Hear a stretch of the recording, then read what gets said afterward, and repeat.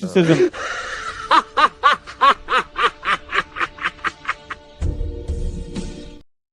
All right, I guess we'll do the mid-sentence thing. Yeah, I mean, first of all, Gnosticism My isn't bad. a fucking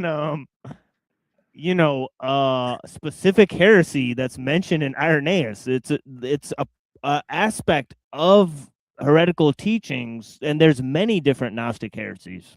So which one That's would be true. So it's like it's not even a specific heresy within his It's a combination of heresies for one. Like right. it's like Chiliasm, like the Gnosticism does play a part in it, you know. I'm pretty sure I could find a quote that would probably best break it down. But yeah, you're not gonna see that with these guys. It's sort of just like they have a broad brush to these terms and they just, which I mean he's right to the extent like when I say things like Gnosticism is a many-headed hydra. Um, I believe that to be true, you know what I mean? But I don't ever hear them using those type of terms to try to explain it because it is like that. But I mean, most heresies I see like that, like the Right. Monophysites. Like there's subsets of the Monophysites that don't agree with each other, but the basis is the base of the Monophysite heresy is they have a misunderstanding on a Christological level, right? And it's like in the same way that Gnosticism, you'll find reoccurring themes within it. Like there's dualistic principles within the teaching, or you know what I mean? And you could go to a number of subsets of the same. I mean, it's not the same because they would probably disagree with each other. But from a Christian standpoint, it's with heresies we kind of lump them together if we see like the essence of the heresy is rooted in this particular teaching, right? Yeah, but like I don't think like if the church fathers woke up today, they'd be like, "Oh, transhumanism is part of Gnostic." They don't even believe in God, right? So it's like it'd be I kind see of what you're weird. saying.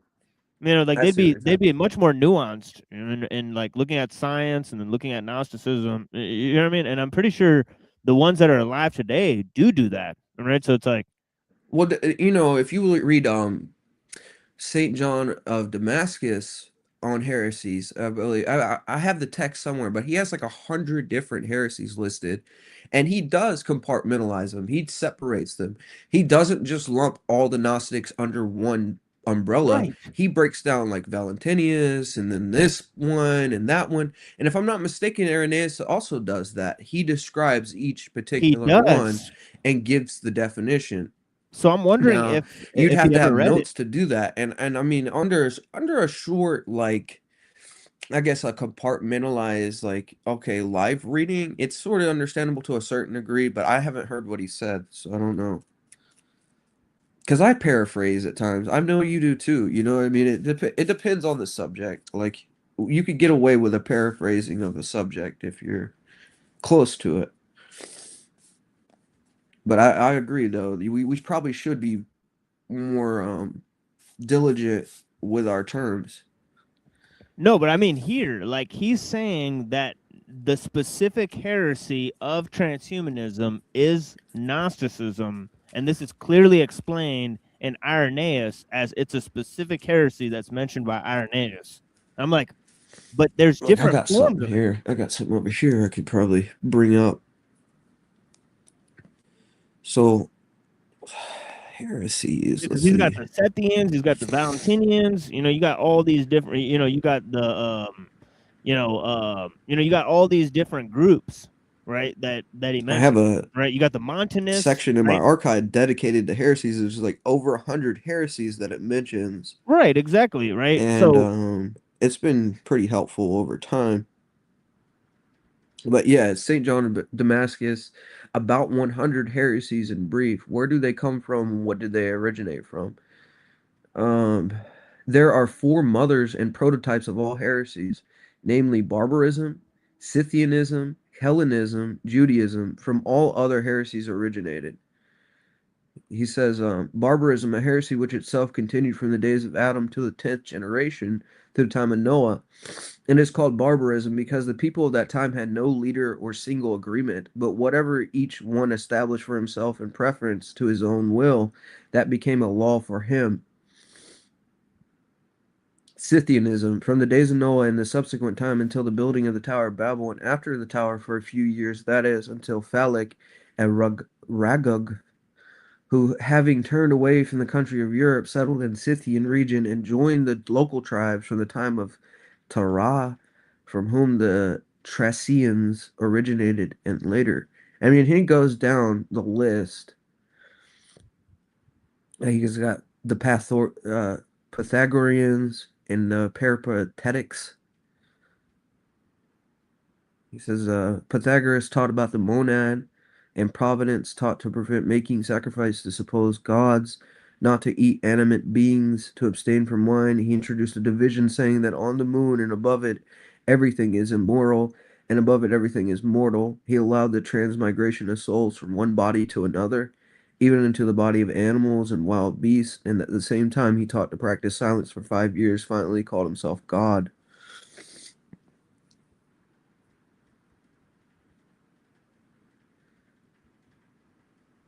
Maritanism, Epicureans, the Stoics, the Platonists, Gorfines, Jubasites, Essenes, Dosphins.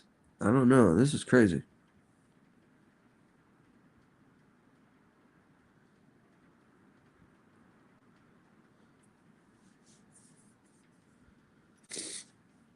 Oh, he says the Jews have 7 heresies. He says the scribes there were lawyers and interpreters of the tradition of their elders, with excessive zeal observing rites which they did not learn from the law, but they themselves recognized as objects of respect and works of justification according to the law. The Pharisees, by the meaning of the word, apostates. They led the highest life and are supposedly more tested than the others. They, like the scribe, recognize the resurrection of the dead, the existence of angels, and of the Holy Spirit, and their life is distinguished. They observed abstinence and virginity for a time, fasting on Saturdays, the purification of jugs, dishes, and cups, like the scribes, tithes, first fruits, uninterrupted prayers, zealous types of clothing, consists of robe and dalmatics, or a garment with sleeves, without sleeves rather, with an expansion on the purse, that is, strips of purple, crests, and buttons on the crest of the robe. It served as a sign of abstinence observed by them for a time. They introduced the doctrine of birth and fate. And he's got the Sadducees, according to the meaning of the name, the most righteous. They described from the Samaritans, and also from a priest named Sadok. They denied the resurrection of the dead, did not accept either angel or the spirit, but in everything else they were Jews. You got the Immoral Baptist. They were Jews and everything, but they claimed that no one would obtain eternal life unless he was baptized every day. Whoa, dude. Could you imagine being baptized every day? Yeah, it's kind of like what What is this? like Muslims do, like before we pray, we kind of like do like the baptism thing. So I don't know if it's similar, but yeah, it's like we say we do baptism 5 times a day or something like that. I don't know.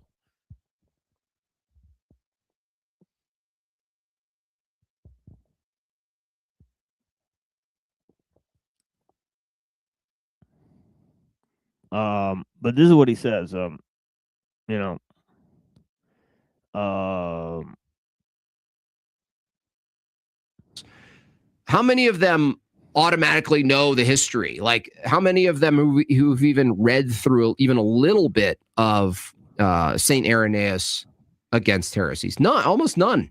And you're amazed. You're like, how did you arrive at such a specific heresy without having any knowledge of a previous that it's already been developed as a heresy?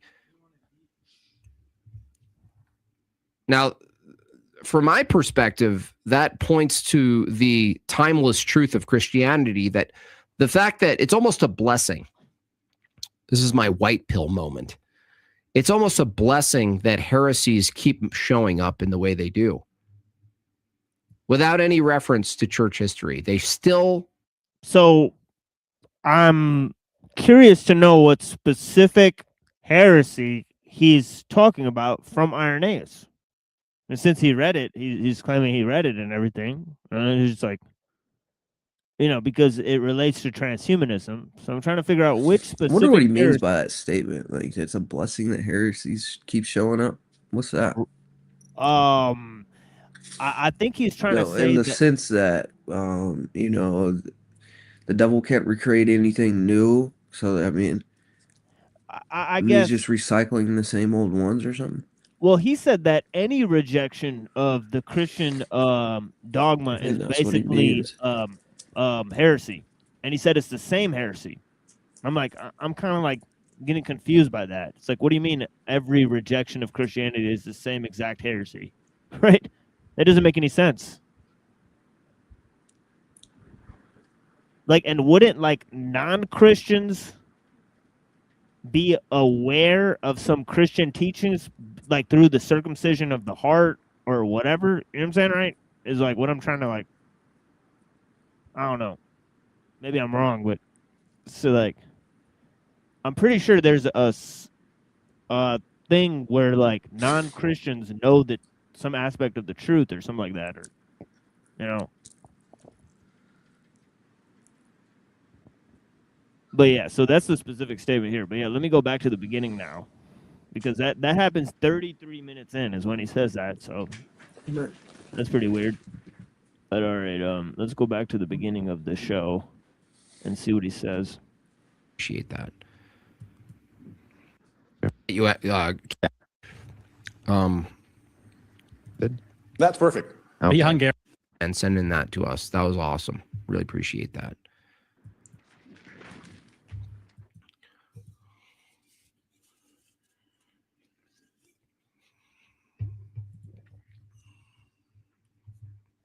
All right. He's just asking like your background, your family. We're not trying to put you on a list to get you kicked out of the country, buddy. Hail from Hungary then? Yes, absolutely. They escaped from Hungarian the name. communist government. Yeah. Okay.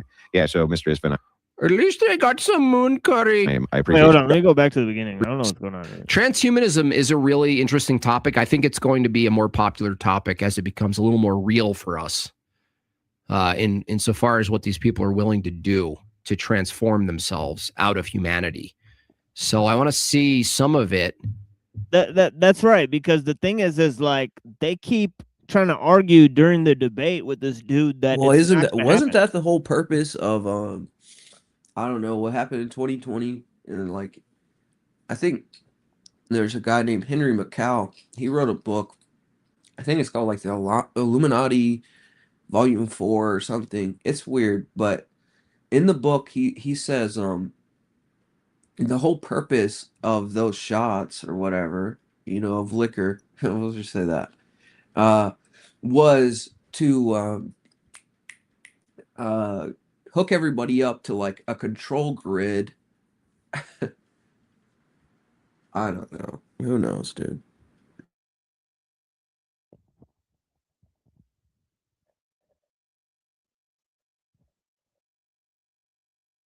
Yeah, I don't know, like, but like his whole thing is like, look, it's not gonna happen. Don't worry about transhumanism because it's not real. So they're sweeping under the rug. And it's like, there's transhumanists in key positions. You could look at like Musk, you could look at Sam Altman, you could look at Marvin Minsky, you could look at Ray Kurzweil, you could look at like, all the different. You look at like Stuart I'm gonna be right Brand. back. Yeah. Hey, I can't hear you, bro. Yeah, I don't know what to do about that. It's crazy, man. What is going Yeah, on with this? I'm gonna leave and come back, dude. I don't know what's going. Yeah, for sure. Yeah, leave and come back. Yeah. I want to see. Hey, Max. Hey, buddy. Thank you for your gift. I really appreciate you, man, sending that to us. That was awesome. Really appreciate that.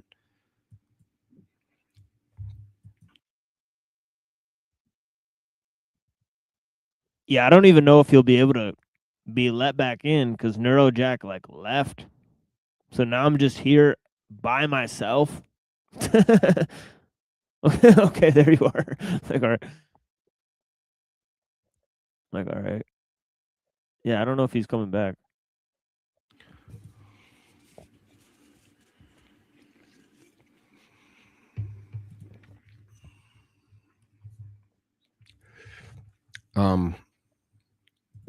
That's perfect. Are you Okay. Hungarian, Zoltan?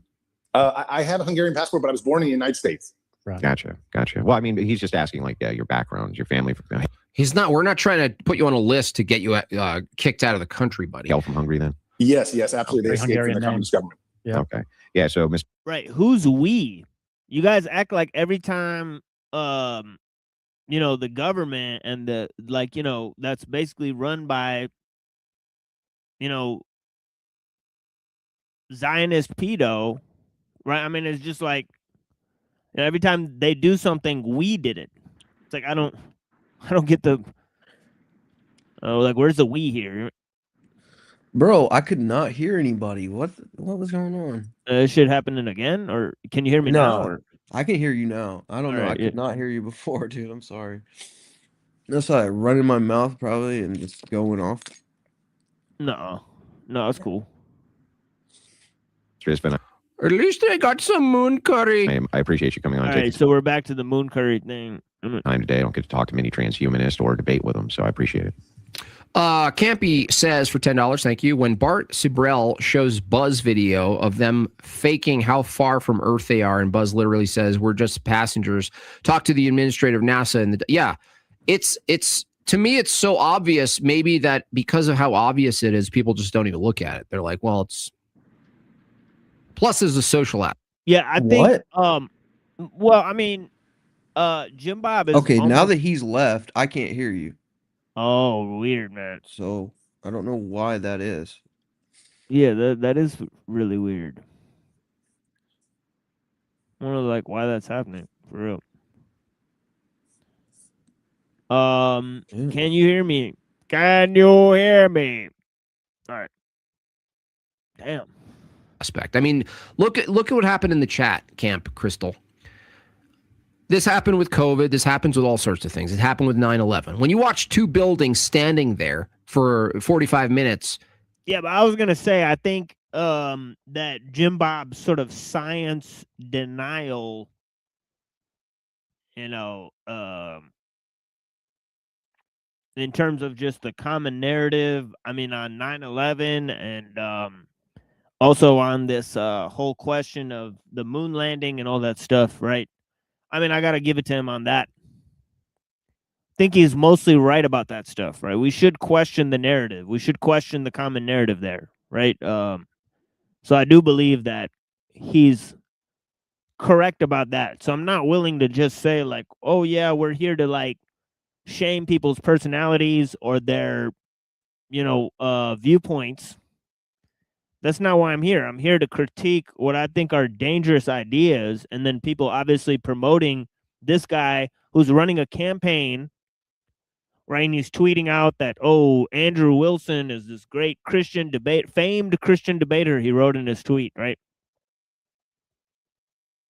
And he's doing this to promote his transhumanist campaign, right? So they're helping this guy promote his transhumanist campaign.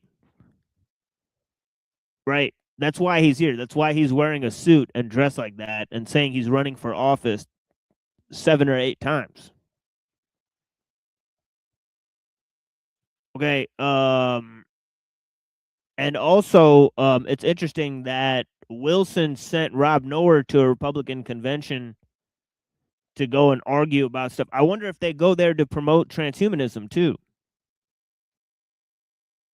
And say, no, we need to promote the most up-to-date scientific technologies, right? But we need to do so under a Christian ethos, right?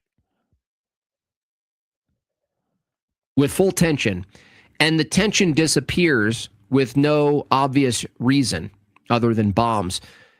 You get gaslit. You go, no, that doesn't work. 2 towers don't fall free fall speed onto their own imprint without any help. That doesn't happen. The fact that they were standing before they fell demonstrates that the tension was there. If the tension was there, then the speed at which buildings fall is slowed because there's tension, there's stuff in the way. That's physics. You had to actually deny physics to accept that. Can you hear me? Wait, was he saying that space was fake earlier? Oh shit, he can't hear me still. I can hear you. Oh, all right. Shit. Yeah, so what it was is when he left, for whatever reason, I couldn't I don't hear think you it's at because that of point. that. I don't think it's because of that because we were talking when he left before that. So But I mean, it's been twice that that's happened. When he left, it wouldn't. I couldn't What? hear you. Yeah. I don't understand, dude. But earlier, see, this is a different. I had a different issue yesterday. This isn't the same issue. For whatever reason, like I'm having some registry problems because so if I use my phone, right? There's Yeah. this app called StreamYard Guest. And on StreamYard Guest, I don't have any of these problems. But when someone sends me a link on a normal computer and I click on this link, I'm having a lot of like technical issues. So there'll be like a glitch where let's say he leaves, then I can't hear your audio. I know that's just what happened because I watched it happen. You know what I mean?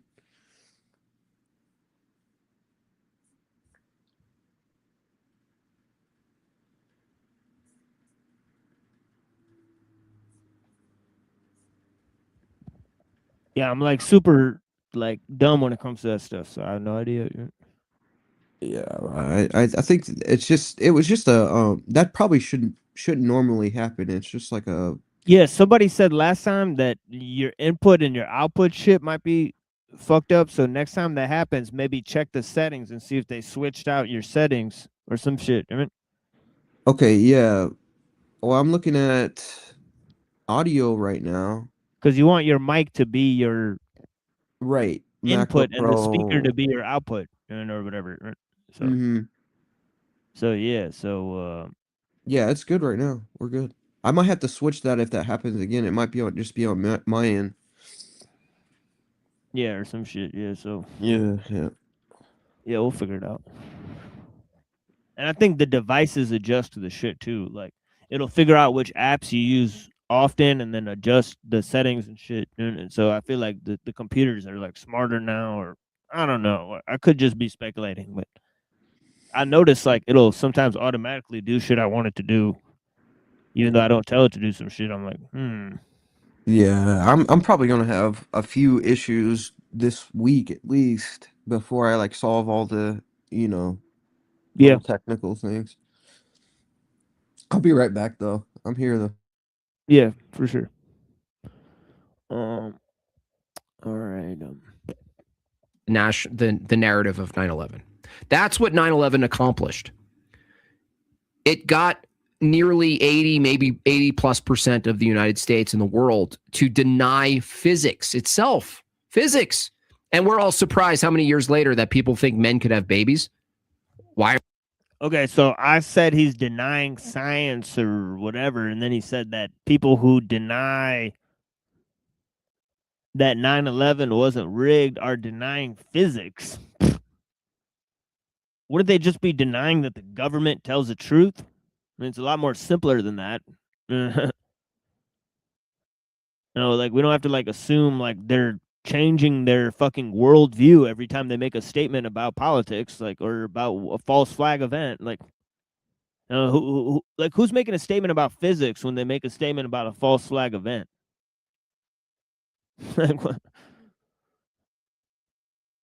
Like these guys, like to a guy with a hammer, everything looks like a nail, dude. Are you surprised? Do you really think that if you can convince a bunch of people that physics no longer is a thing that holds true, you think it's a big jump 20, 30, 50 years later to get them to believe that that men can? Nobody even knows what that means. If you walked up to a random schmuck and you were like, look, does physics work for you? What do they care if it works? Like, what do they know about it? Like, what do you even mean? Physics works. Like, what are you saying? They deny causality? Like, there's cause and effect? Like, I don't know. Breastfeed or something? No. No. It's totally on the trajectory. It makes total sense to me. It's a massive gaslighting campaign to get people to deny reality. Thanks for the refreshing ride home after 14 hours of churning out goal slop. Yeah, thanks for that refreshing, summation, of 9/11 equals butt babies. Like, all right, yeah, makes perfect sense. You're welcome, dude. You're welcome, Scribs. Thank you for working so hard. All right, gentlemen. Well, we'll kick it over to Bruce Buffer, who's just waiting backstage, and then we will get into the opening statements. And now, for the thousands in attendance, let's get ready to rumble! How does Jake not get written strike for? I mean, why does he play that gay ass shit? It's literally played out, lame introduction. It's not a rumble. They never even fight each other at all. They never even so much as argue with each other. It's literally a polite discussion. When he comes and debates like people like me, right? He's trying to like eviscerate our worldview, and his followers are all like, "Whoa, your beliefs are untenable." Right now, when he talks to the transhumanists, he's like, "Your beliefs are okay. You're perfectly consistent. It's just I don't agree with you that we should like maximize science for everything. We need religion for some things." It's literally not an argument against transhumanism. I found myself at a time in my career where I knew I needed. Look at this. U.S. Army veteran. Look at these Pogo commercials on Jim Bob. I mean, this is just sad. Purdue Global helped this, what is this guy, Don Lemon's son? Like, this is weird. To finish my education. I chose Purdue Global because the faculty understood the different things that military students were dealing with. Deployments, mobilizations. I'm a dad, I'm a husband, now. Okay, man. And with that, they fell out of depression. The Twin Towers fell out of depression. Zoltan, you have 5 minutes on the clock for your opening statement. Let's get into it. JB, would you be a crusade advocate? Yeah, I would. Essentially, I take a pretty aggressive position on Islam right now. I think right now is the time America should be forcefully removing Muslims from society. Wait, hold on. Wait, what does it have to do with transhumanism? I just came back to that. Hold on. Wait, so he's a crusade advocate that was done by the Catholic Church, and not by the Orthodox Church. What does that even mean? And then secondly, if you don't ever want to see another Muslim again, you have your ability to go move to all white community right now. Well, I mean, this is like coming from the conservative narrative that like Sharia law is being imposed on the United States when it's really the Noahide laws that are being imposed, right? Yeah, exactly. And so I mean, that's the big Zionist mix-up, that it's like throwing Christianity in on this battle that isn't Christianity's battle, for one. It's like, because in reality, if the church was to take a stance against this, I feel like Zionism should be the chief enemy of the church at this moment. I'm not saying like, maybe there wouldn't be some issue between us and Islam at some point, but as of right now, like, what the chief thing in America is not Islam. You know what I'm saying? The thing is, like, they're purposefully spreading disinfo and then obfuscating the JQ. Like, who are they doing that for? And like, people need to start asking who they're doing that for. And secondly, go move to a white community. You don't want to see Muslims again, go move to an all-white community. You'll never see one again. But you're too much of a pussy to put your money where your mouth is. You like living with Muslims. That's the actual thing, because they make a lot of shit that you like. Right? So that's the thing, is like, this is the problem. It's like, Muslims do a lot of shit in a society. They work at the grocery store. There's some of them are doctors. Some of them work at the car dealership. right? So I've seen Muslims have all those jobs in America, right? So so if he wants to move and not have Muslims do any of those things for him, he can move to all white community. All right. So this is the thing, is like, but that doesn't have anything to do with Christianity or transhumanism and supporting the fucking crusades that are ran by the Catholic Church, you fucking dumbass. Well, check this out. Like, okay, on his point, like the Noahide laws, for instance, right? Um, what they don't like talking about is this: the Noahide laws are set of imperatives, which, according to Tomad, were given to God as a binding set of laws for the children of Noah. That is all of humanity. According to Jewish tradition, non-Jews adhere to these laws are said to be followers of Noahide and regarded as righteous Gentiles who are assumed of a place in the world to come. On the other hand, it says that belief in Jesus Christ is punishable by decapitation by guillotine. So this is what the Jays are teaching, right? And it says the Noahide laws have been formally introduced into the American legal system, and the racist psychopath Sneerson honored as a spiritual seer. They conflate the American Constitution with the satanic Jewish tyranny, and this is literally in Congress has passed this. It says, whereas Congress recognizes the historical tradition of ethical values and principles which are the basis of civilized society, upon which our great nation was founded, whereas these ethical values and principles have been the bedrock of society from the dawn of civilization, when they were known as the Seven Noahide Laws, whereas the Rabbi Menachem Mendel Schneerson, leader of the Lubavitch movement, is universally respected and revered. We turn to education and charity to return the world to the moral and ethical values contained in the Seven Noahide Laws. And you could find this on the government track.us Congress Bill 102. I have that text. So I could send that to you. So this is like an official decision by Congress to conflate the Constitution with the Noahide laws of the Lubavitch sect.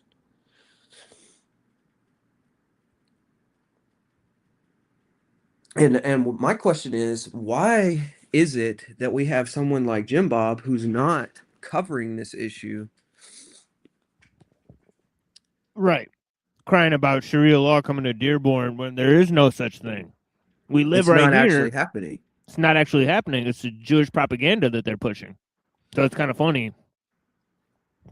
Right. And Wow. when the actual laws are Zionist laws being imposed, or Lubavitch laws being imposed on the American people as we speak, and you don't hear a peep about that. And I think the reason behind that is because whether they like it or not, because they consider themselves conservatives, their supporters are Trump, who's like a big Lubavitcher. Same with Putin. He was essentially raised by someone in the Lubavitch, like, sect. And I have those documents as well. I could prove that. Yeah, I mean, it's like 1% Muslim and 3% Jews, and what are the Jews running and what are the Muslims running? I mean, it's crazy. I mean, to even, Well, doesn't it match up with the whole Manzini Pike prophecy? You remember we read that? It's very similar to what's described in that, their plan, that plot they had.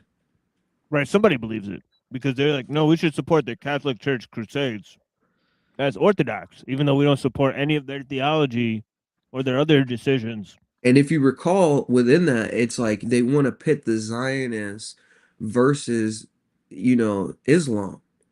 And how do they, and now the big movement is to bring the Orthodox Church in on the neoconservative movement that supports Zionism, right? So it's like, how is it that we have the original church, supposedly, involved with ecumenism, supporting Freemasons, supporting leaders that are being, kind of like controlled like by the Lubavitchers, and then now we want to pit Orthodoxy against Islam on the side of the Zionists. So they become, they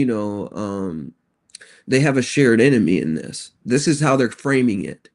So it's like it's okay to side with the Pharisees as long as you're attacking Islam. That's really what it feels like, you know? Yeah, because like whenever like Palestinians, defend themselves against the Jews, right? They say that Muslims are attacking Israel, right? Right. But when the Jews go blow up the Palestinians, you know, um, they say that, then they all of a sudden, don't become Muslims, they become Palestinians magically, right? So it's just funny how that works, but nobody's willing to call the Israeli army Jews. Oh no, it's only only the Zionists are the bad ones that kill people. Amazing, but all Mhm. right, and it's an egregious double standard. All right, it's like they're killing Palestinians, and it's Palestinians that are defending themselves, not Muslims, and they're defending themselves against Jews, not Zionists. Like, what are you talking about? Mm. Well, the Zionists in the Western world, like that, like you read like Herzl and all these people, and like the bankers that supported the Zionist movement, they viewed, Mr. H as this perfect ploy to give them cover so they could take that land from the Palestinians. It's like we're going to use the anti-Semitics for our cause, and this is like a broad stroke that no matter what anybody says, we could just refer to these anti-Semitics that we were in communion with, essentially, um, to get our goals in place. And in the long run, it's like we can kill all these Christians, almost 100 million Christians, and then we could just like push the media to say you're just going to focus on this 6 million here, and then that's to justify taking the land from the Palestinian people. That's all this is about. This is about geopolitics and controlling this subset of land.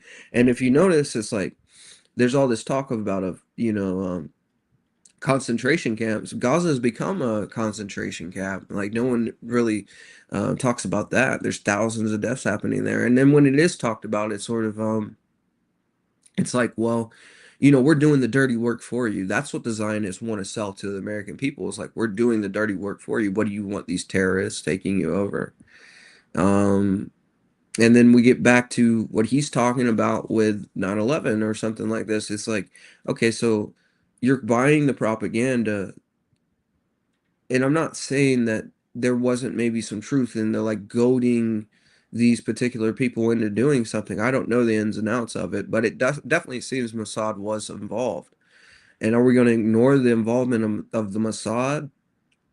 And I think that's what they're kind of like doubling down into, is just like going with the narrative that's been pushed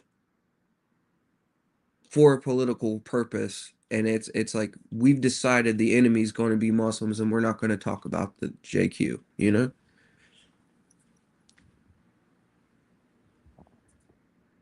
Well, let's be honest, right? The Jews will literally reward you for talking shit about the Muslims, saying they're trying to take over the West. Meanwhile, you'll get deplatformed for talking about the Jews. It's a win-win. Exactly. And when you have so many of the politicians directed towards this cause, and then you got the American people stuck into the Jewish dialectic of left versus right, they're going to bury down into this narrative. And more, you're seeing more American people sort of wake up to the Jewish dialectic and saying, okay, obviously these people don't have our best interest involved, and they want to perpetually keep us in war.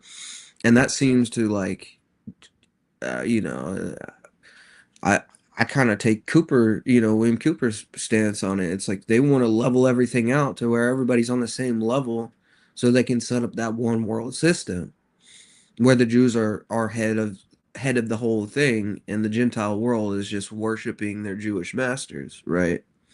And they'll sell the enemy when in reality it's like these people are fighting for their life just like we will be in a very short time period.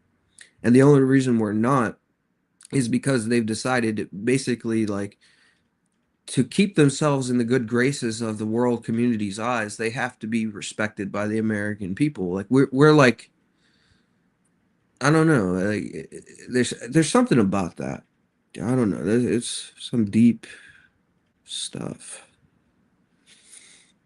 But I mean, you got to think the propaganda is so strong. The majority of people hate Muslims and hate that, ideology because they believe the propaganda from the Jays, and I don't think it's one to I one don't know. what they're I think saying. most Americans see past this shit because most of them know like a Muslim or something like that. You know, like I think it's a very small group of people on the internet that believe the Jewish propaganda, but it's weird that these guys are pushing it. All right, Well, it's just super weird. well, I mean, like I think that there's still there's an acknowledgement that there is extremists within any tradition, Oh right? yeah, It's like, but I mean, to act as if like the but were average they created by the Muslim, CIA? Were they created by you you know, know that's yeah, hanging off the Afghanistan? Saudi Right? Arabians and setting up Yeah, a yeah, false exactly. regime. Yeah, You they dig what I'm definitely saying? they definitely weren't like born and raised in Afghanistan. I mean, see, this is the shit. And here's the thing: Jim Bob just said that whole thing about 9/11, and he said, Yeah. "Oh, it's physics. Physics is the issue there. Well, not Jews telling the white people to kill the Muslims. Like what? That's not the Yeah, main based issue on there by the like who billions. is Like the regime that was paid off by Mossad to put the blanket term on the Muslim people. You yeah, understand what I'm saying? It's like they what's going killed on there? 6 million. I mean, not 6 million. That was a Freudian slip, if you will. Right? They killed 9 million. Right? They killed 9 million Muslims, right? And then, so they did like some type of Holodomor level shit where they killed Yeah. even more than in the event, with the small mustache man. And then it's like, Oh, and but that doesn't count. That doesn't count, dude. Hold up. No, I'm playing. yeah, some fucking crusade, dude. Like Yeah. basically a bunch of social engineering What and is he now talking about? An Orthodox crusade? Like we're not in a position to have a crusade, man.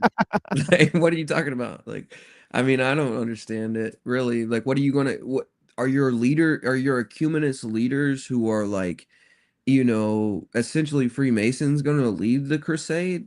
I mean, I guess you're it Templar sounds Knights now or something. yeah, it sounds a little suicidal, honestly. Who is I he? don't Who know. who would the crusade be against? Is he saying it'd be against Muslims? Like what? I don't think there's a Muslim army in the United States. Like I don't know. I don't see where that's going, man. I don't understand it.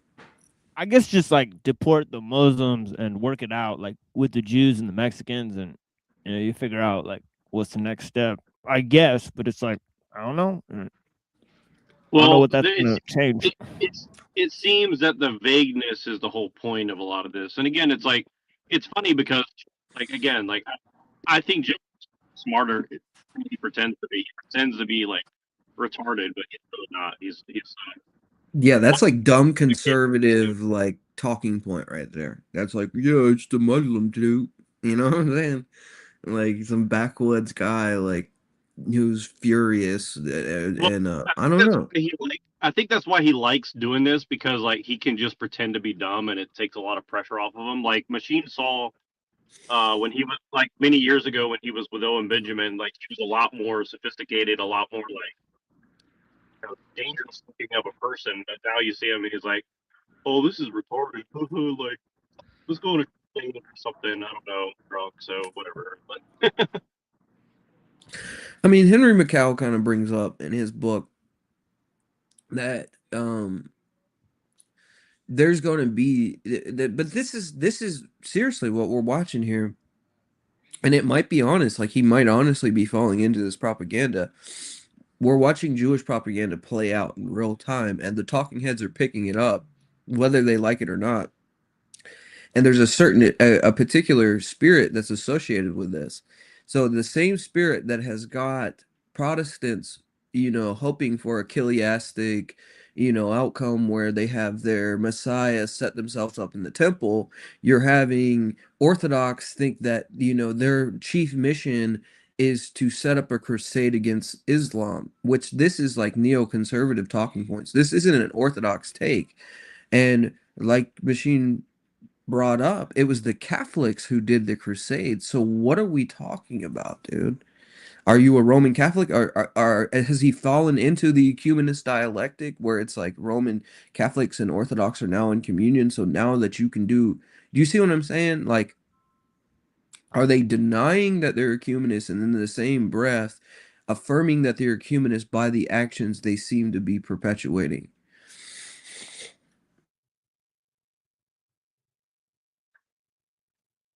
I think a lot of the black pill too. Like, I think it's the fact that people like Jim Bob, I'm pretty sure, like, you know, if you come out of the schools of thought that we came out of and you arrive at this place and you see that it's all the same shit anyways, like, I think it's just very blackpilling, right? So I think it's easy for him to get into character because I think he is blackpilled, right?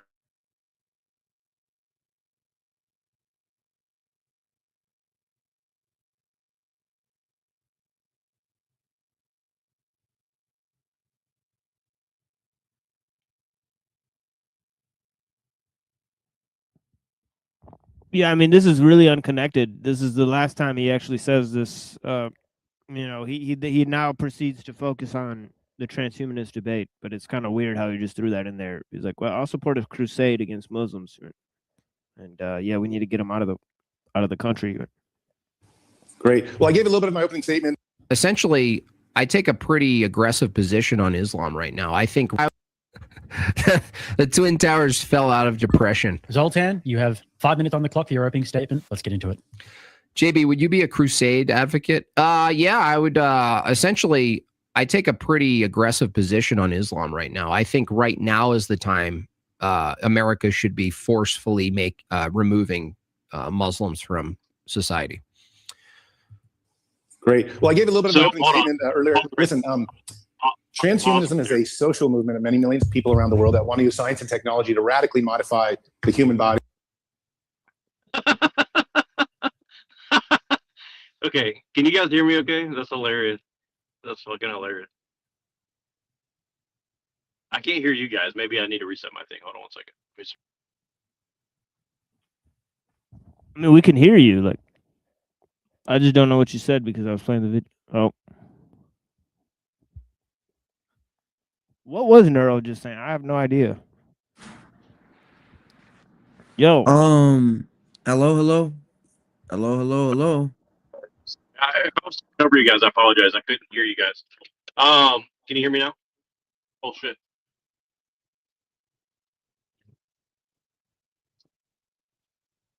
Oh, okay. Interesting. Can you hear me okay? yeah, proceed. Yeah, He dropped out, right? I think he dropped Yeah. out. Very cool. So hopefully he'll be back. Well, I was hoping he would hear this, but yeah. Oh, there he is. Okay. All right, cool. Okay. Yeah, I don't know what's going on with the audio shit. My bad, guys. Yeah, I couldn't hear myself, but you know what I think it was? If you do this, like, let's say you have the studio open, right? And if you have another link open with a StreamYard studio or something like that, like just another link with that thing there, it'll confuse itself and be registered to another page, like your microphone will be. I don't know. I think that's what just happened. Maybe, yeah. Let me see. I'll double check because I'm using Safari, so Safari is like. It's saying so very at the top of the complicated. page, you know where it's like where it says like StreamYard.com, and then next to it it has a little camera Yep. with like that red camera. If that red camera has an X over it, that means that the microphone and camera for this web page is canceled for the moment. That it's directed at some other web page. I think that's what that okay. means. Yeah. Well, I definitely have a lot of tabs open, so that could be part of it. I got it. Yeah. That could be it. Yeah, I think. Let me just close the other StreamYard link. That could definitely be part of it. Okay, we'll try that. Yeah. Okay. So I think I'm good now. Hopefully. So. Yeah. Okay. So here's what I was gonna say, and if you don't mind, Machine, I'm sorry to do this. Can you back this up like 20 seconds? Because he's using very specific language here. He's like, okay, I want to get aggressive with. I want to forcibly remove them. That's like a very libertarian Hans Hermann Hoppe like remember you're talking about the Montpellier Society or whatever. And so it's like a very specific, like Hans Hermann Hoppe lingo he's using there. So that's I find that very interesting. Like when you talk about forcibly removing people, like the guy they call the crying Nazi, one of the big things he got in trouble for was he was saying like we need to forcibly remove communists, forcibly remove left-wing people from the country and stuff like that. So I think that's why they made an example of him, because he was using very specific language like that. Historically too, this doesn't align with an Orthodox perspective. For instance, in Russia, the way the Tsar dealt with Muslims, he didn't kick them out of the country. He built mosques and gave them particular pieces of land, right? And why did he do that? He wanted them to realize like he wasn't going to force them to become Orthodox and that they had the right to their decision of their religious belief, right? And there were some that didn't like this. They were like, well, what if people like become Muslims because you're allowing these mosques? And he was like, that's up to the individual to make that decision. It's not up to me as the czar and our government to force people. And this is considered a saint within our tradition, the czar, right? Tsar Nicholas II. In the same way, like, yeah, you'll find like early on with Constantine, there was like an issue with the pagans or whatever, and he would have like did certain things to the pagans that weren't necessarily probably the best decisions, like, kind of like forcefully trying to kind of removing them in ways. But eventually that got phased out, and there was an acceptance of like, okay, you can have your tradition on these stipulations that you're not attacking Christians or doing this type of stuff. I think that, he's not basing this belief on anything that's associated with orthodoxy, right? There's no reason why you should feel as an American citizen just because another person has a different religious belief to you that they should be forcibly removed from the country. That's not an American belief, and that's not a historical Orthodox position either. So either way, if you were in a monarchy or you're in a capitalist society, this doesn't align. But what tradition does it align with? Forcibly removing someone because of their ethnicity or their religious belief. That aligns with the Zionists, doesn't it? Or the Talmudic Jew. Well, that's interesting. I mean, I never thought of it like that, but that is an interesting argument there. I'm not sure. I mean, I haven't looked at the Talmud enough, but I wouldn't be surprised. I'm sure they have. Well, even the Roman Catholic. Where was the Roman Catholics getting the Crusades from? Like where were they, sort of extrapolating that belief system? And if you look at the Talmud, the Jews believed that they were the chosen people, so therefore they had the right to conquer other nations, right? And in the same way, the Roman Catholics viewed that they had ownership over the world because of the Pope, therefore they could dominate other nations that got in the way of their divine right.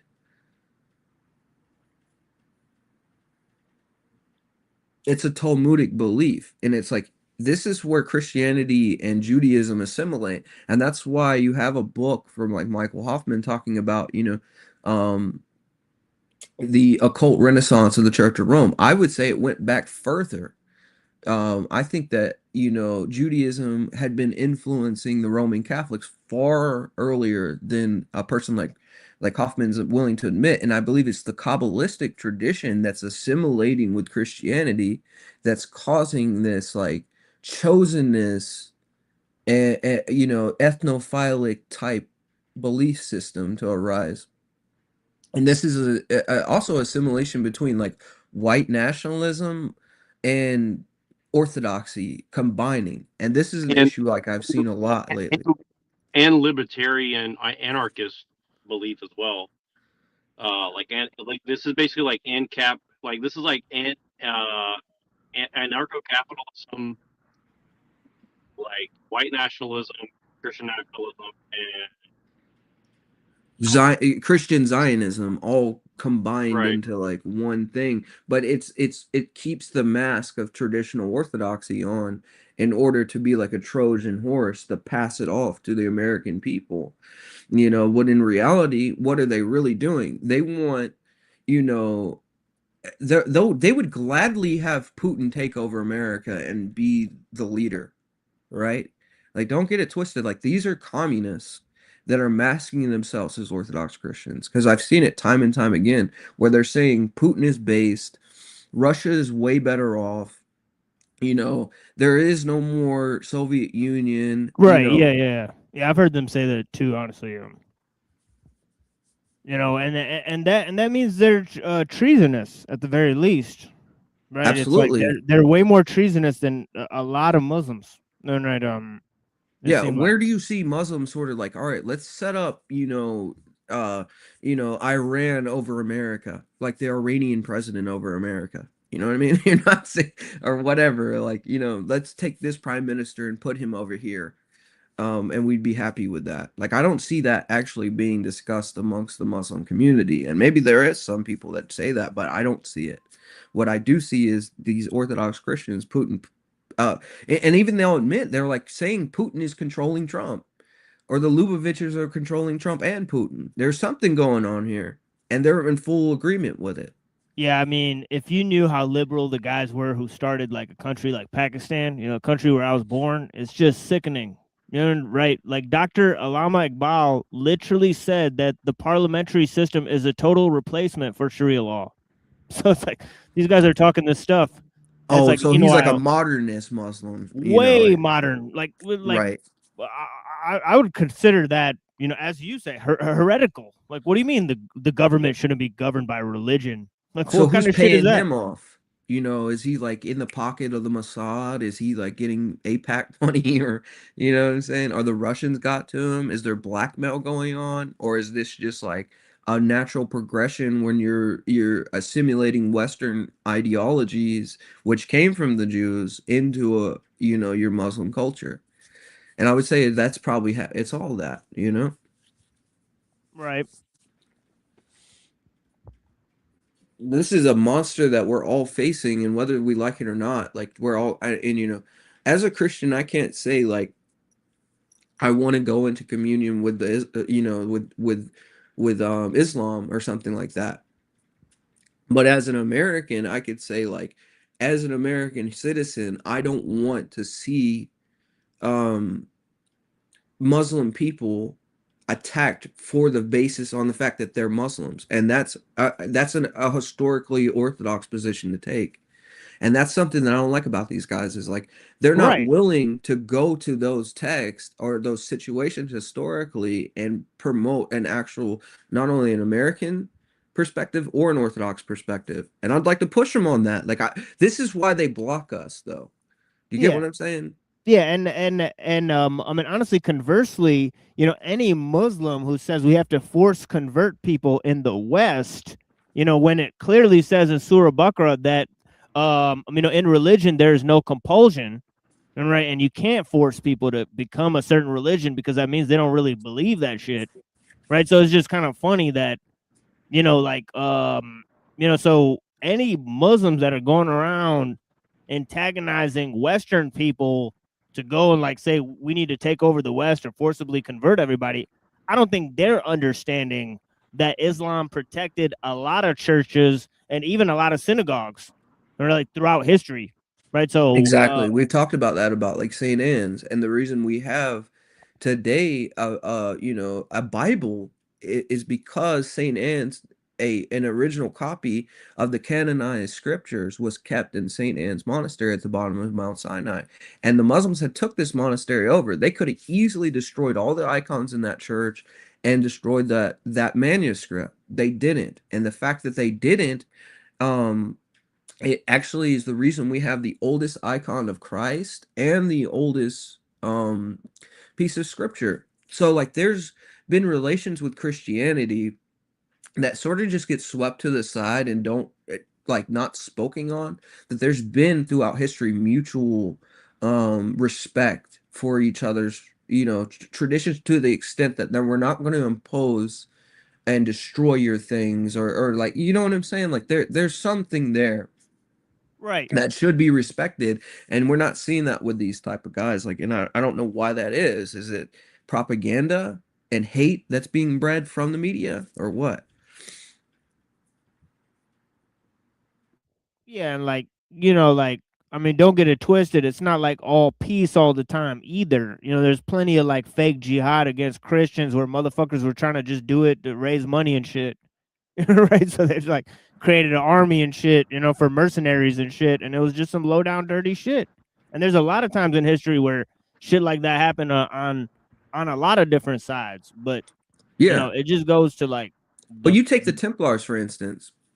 You take the Templars, and it's like initially these people were, they're pretty early on within the schism between Orthodox and Catholics. I mean, Roman Catholics, and they had an Orthodox ceremony for the most part. Like, this wasn't so far into the schism to where like the rites weren't necessarily still based on those earlier rites. And slowly but surely, you have this group that starts to get more and more money and radicalized, and they start doing more terrible things. And you had situations where the Muslim assassins were warning, emperors, like, hey, the Templars are planning on setting you up and assassinating you. You get what I'm saying? Like, that they were on the good side of history rather than the so-called Christians who ended up being, actually heretics and doing strange rites. So everything isn't as black as white as a lot of people would like to pass off. That's for sure. It's messy in history, and every Yeah. time it's messy. You know what I mean? It's not always. Yeah, because it's like we get blamed for killing like Zoroastrians or whatever, but the thing is like they could have killed all the Zoroastrians, they could have killed all the Hindus, but they didn't. Yeah, they could have killed all the Christians and Jews, but they didn't. They made a pact with them and said, "Look, just pay the tax, and you don't even have to join the army, but the Muslim army will literally protect your property." And so it's like, all right, so.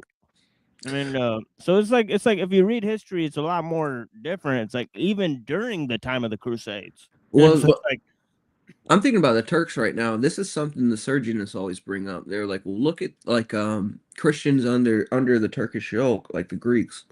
Like and it's like, well, this is an external yoke as compared to like an internal yoke where you have the Soviets controlling the church itself. The Turks didn't go in and control the church in that way. It's like, yeah, you had to pay the tax or something, or you had to be subservient to a certain degree under the Turkish yoke, but there wasn't this like, we want to share in the joy and sorrows of the Turks. Do you get what I'm saying? It's like there wasn't a agreement between the church and the Turks, as opposed to there being agreement between the church and the Soviets. This is the church bowing to Satan. You dig? And they want to conflate it as if like, oh well, we can bow to the Soviets because the church bowed to the Turks at one time. You see what I'm saying? This is how they try to conflate history and do their little rhetoric games. yeah, dude, it's like the fucking rhetoric Special Olympics at this point. It's crazy, for real. And then when you bring Islam that, right now. that's a point that Father John Whiteford brought up. He was like, well, what about the Turks? Why could the church What bow about to the Turks? And it's like the church didn't bow to the church. The church kept its faith while under an external yoke, right? And it's like, with your situation and with the Moscow Patriarchate, you accepted a church created by Stalin with KGB agents as the patriarchs, and you bow to these people as if they're legitimate priests and bishops. Right? Hey, that's pretty ironic, granted the point he's making, right? Bow to the Turks, right? It's pretty crazy, dude. Like, whoa, dude. Right, because like if you really think about it, you're saying, oh, so it's fine to, bow to the Turks. You know what I mean? Right. Or like it's fine to bow to the Soviets. That's the point he's making. But that's the same point they make about like a Nestorius or something. They're like, well, Yeah. hey, some people stayed in communion with Nestorius before he was fully condemned. It was like, yeah, but when you look at the context, the people that did support Nestorius were going against the Orthodox faith. And the ones that, like St. Hospitius, for instance, he broke communion the moment he heard Nestorius was saying unrighteous words against the Lord. So they side with the heretic and the heresy to justify staying in communion with heresy and heretics. It's like this is a lack of discernment on their part where they think it's acceptable to be lukewarm.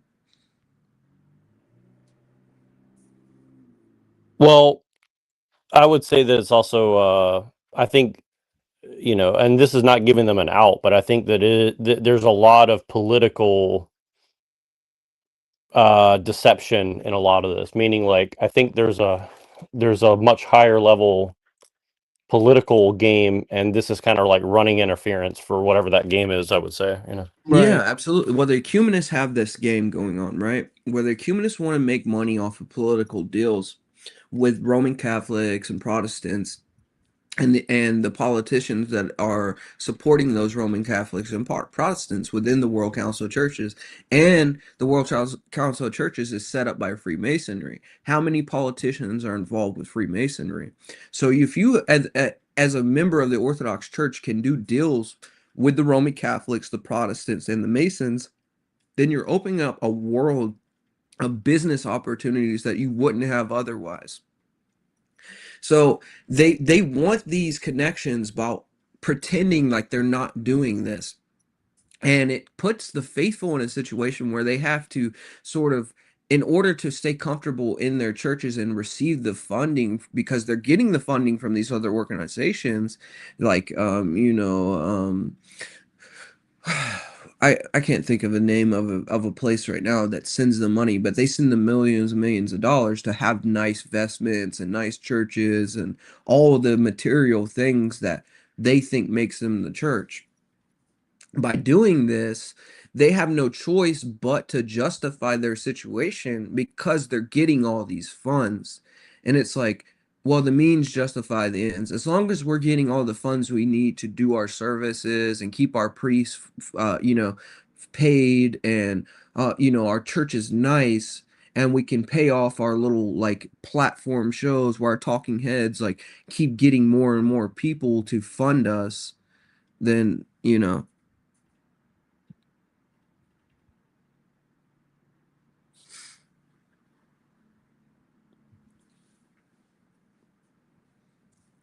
Machine, can you hear me right now? Yeah, I can hear you. Okay, good. I was just making sure, like, if he left or whatever. But yeah, No, I was wondering too. I just like looked back at the screen. I had to change the tab. Yeah, it's like that's what's really going on is they're getting so much money from being involved with the World Council of Churches, that they're not going to go against that. And it's the same reason why they don't go against the Putin regime, or even Sergius didn't go against the Soviets, because there was a level of protection that the Soviets gave them. There was a level of money, and because if you didn't, then the price would have been you going to the gulag, right, for 20 years. So it's like, for these guys, it's like, what are we going to pick? Are we going to go to the gulag for 20 years, have our churches bombed, or are we just going to submit to Stalin? And in the scriptures, it's like, the right thing to do is become a martyr for the faith, right? That's the right thing to do in that situation. But if you're dealing with a coward who's not willing to stand up for his belief and stand up for Christ and his faith, then you're going to submit to Satan. And that's what we're seeing. And now there's the justification of submitting to Satan. And instead of acknowledging that you've compromised and submitted to Satan, they need to push the narrative over to it's these evil Muslims, right? While not bringing up the Zionists. Right. Meanwhile, they're working with the Saudi Arabians and the Israelis. Like, it's like, all right, dude. Like, enough is enough, man. Right. And then you look at Constantinople, the entire church is in subservience to the CIA. We all know the CIA and Mossad are as close as they get, and the KGB is right involved with that. All three organizations seem to be a military wing of the Federal Reserve Bank, right? And these bankers, which is connected to the Rothschilds, and Rothschilds are who established Israel and Yeah, who and what's sad established is the that Soviet Union. yeah, like what's sad is that Jim Bob used to talk about this stuff, you know, like on his like first shows and stuff. And then he like had this weird meeting with Owen Benjamin, and then everything kind of changed. Huh. Well, I think, just looking at Owen Benjamin, like he seems like a confused guy, but I don't see him necessarily as deluded as Jim Bob at this point, because Jim Bob's put himself in a situation where he has to uphold the ecumenist church's agenda.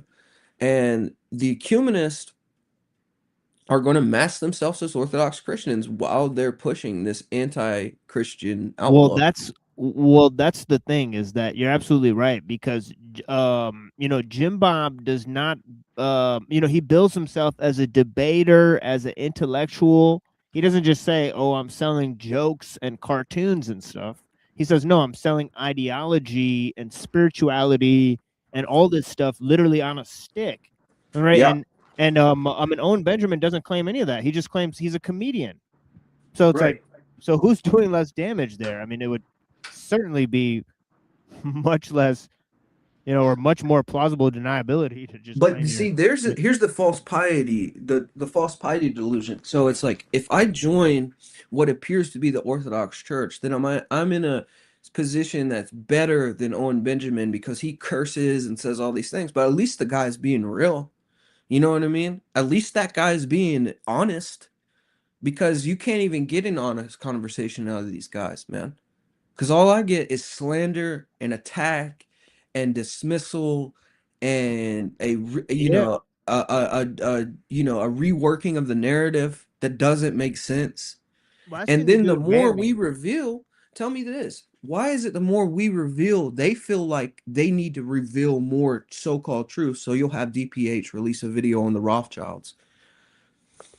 I do notice that, but the thing, I suspect that's because like Slow Boy Whiteboard or whatever is like watching our channel or whatever, or it might be like some shit like that. They might be like saying, "Well, these guys are talking about these certain topics, right?" Or some shit. Yeah, and it's or like they're scared we're gonna grab the reins. So it's like, how can we make sure they don't grab the reins? So we got to talk about subjects that they talk about in order for it to seem like we're with the truth.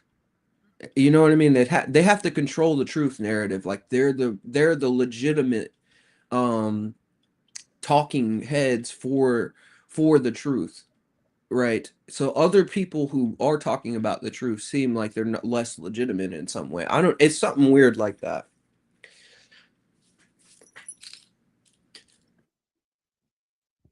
Yeah, it's fucking creepy, but like, yeah, it's like,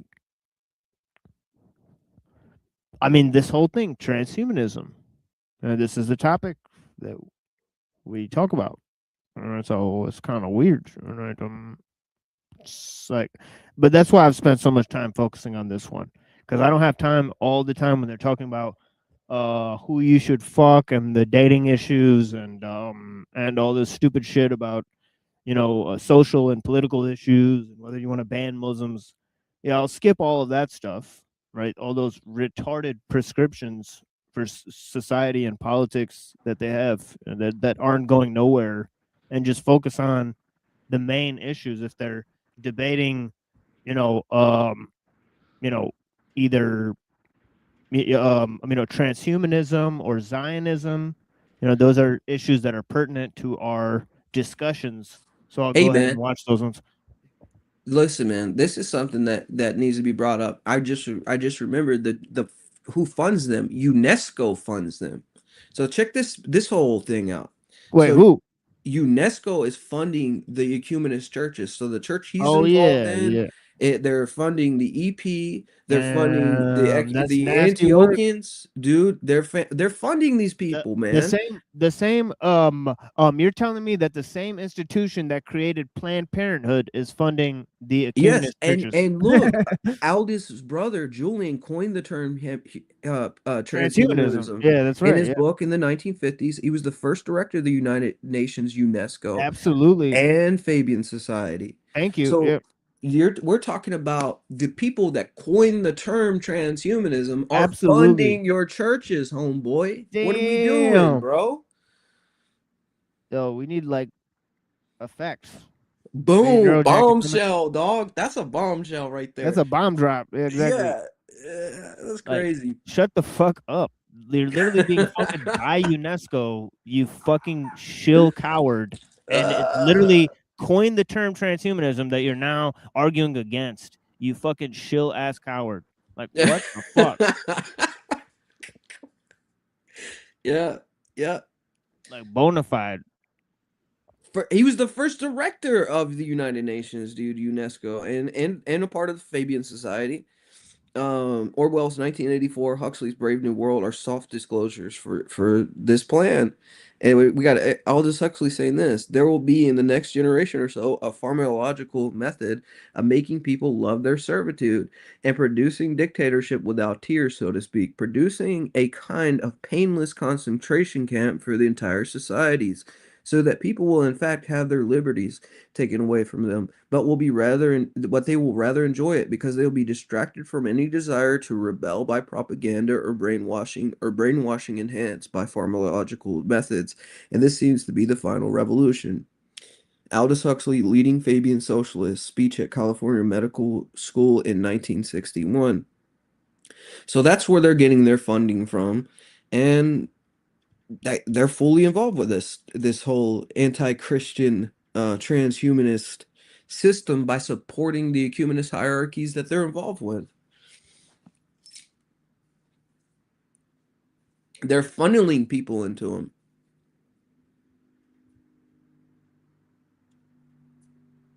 Be right back. Yeah, no worries, man. All right, in the meantime, I'll play some of this. Yeah, let us know in the audience who's watching. Let me actually check out this. Maybe I'll start restreaming this shit. It's been a pretty fire show so far, honestly. Let me see what's going on here. I wonder who's watching this shit. This show's off the chain today. Sometimes we throw it together on Neurojack. Last few times has been pretty good because I brought this retarded debate to the table. And it's been going on. Okay, look like 2 people watching there, 1 person watching there.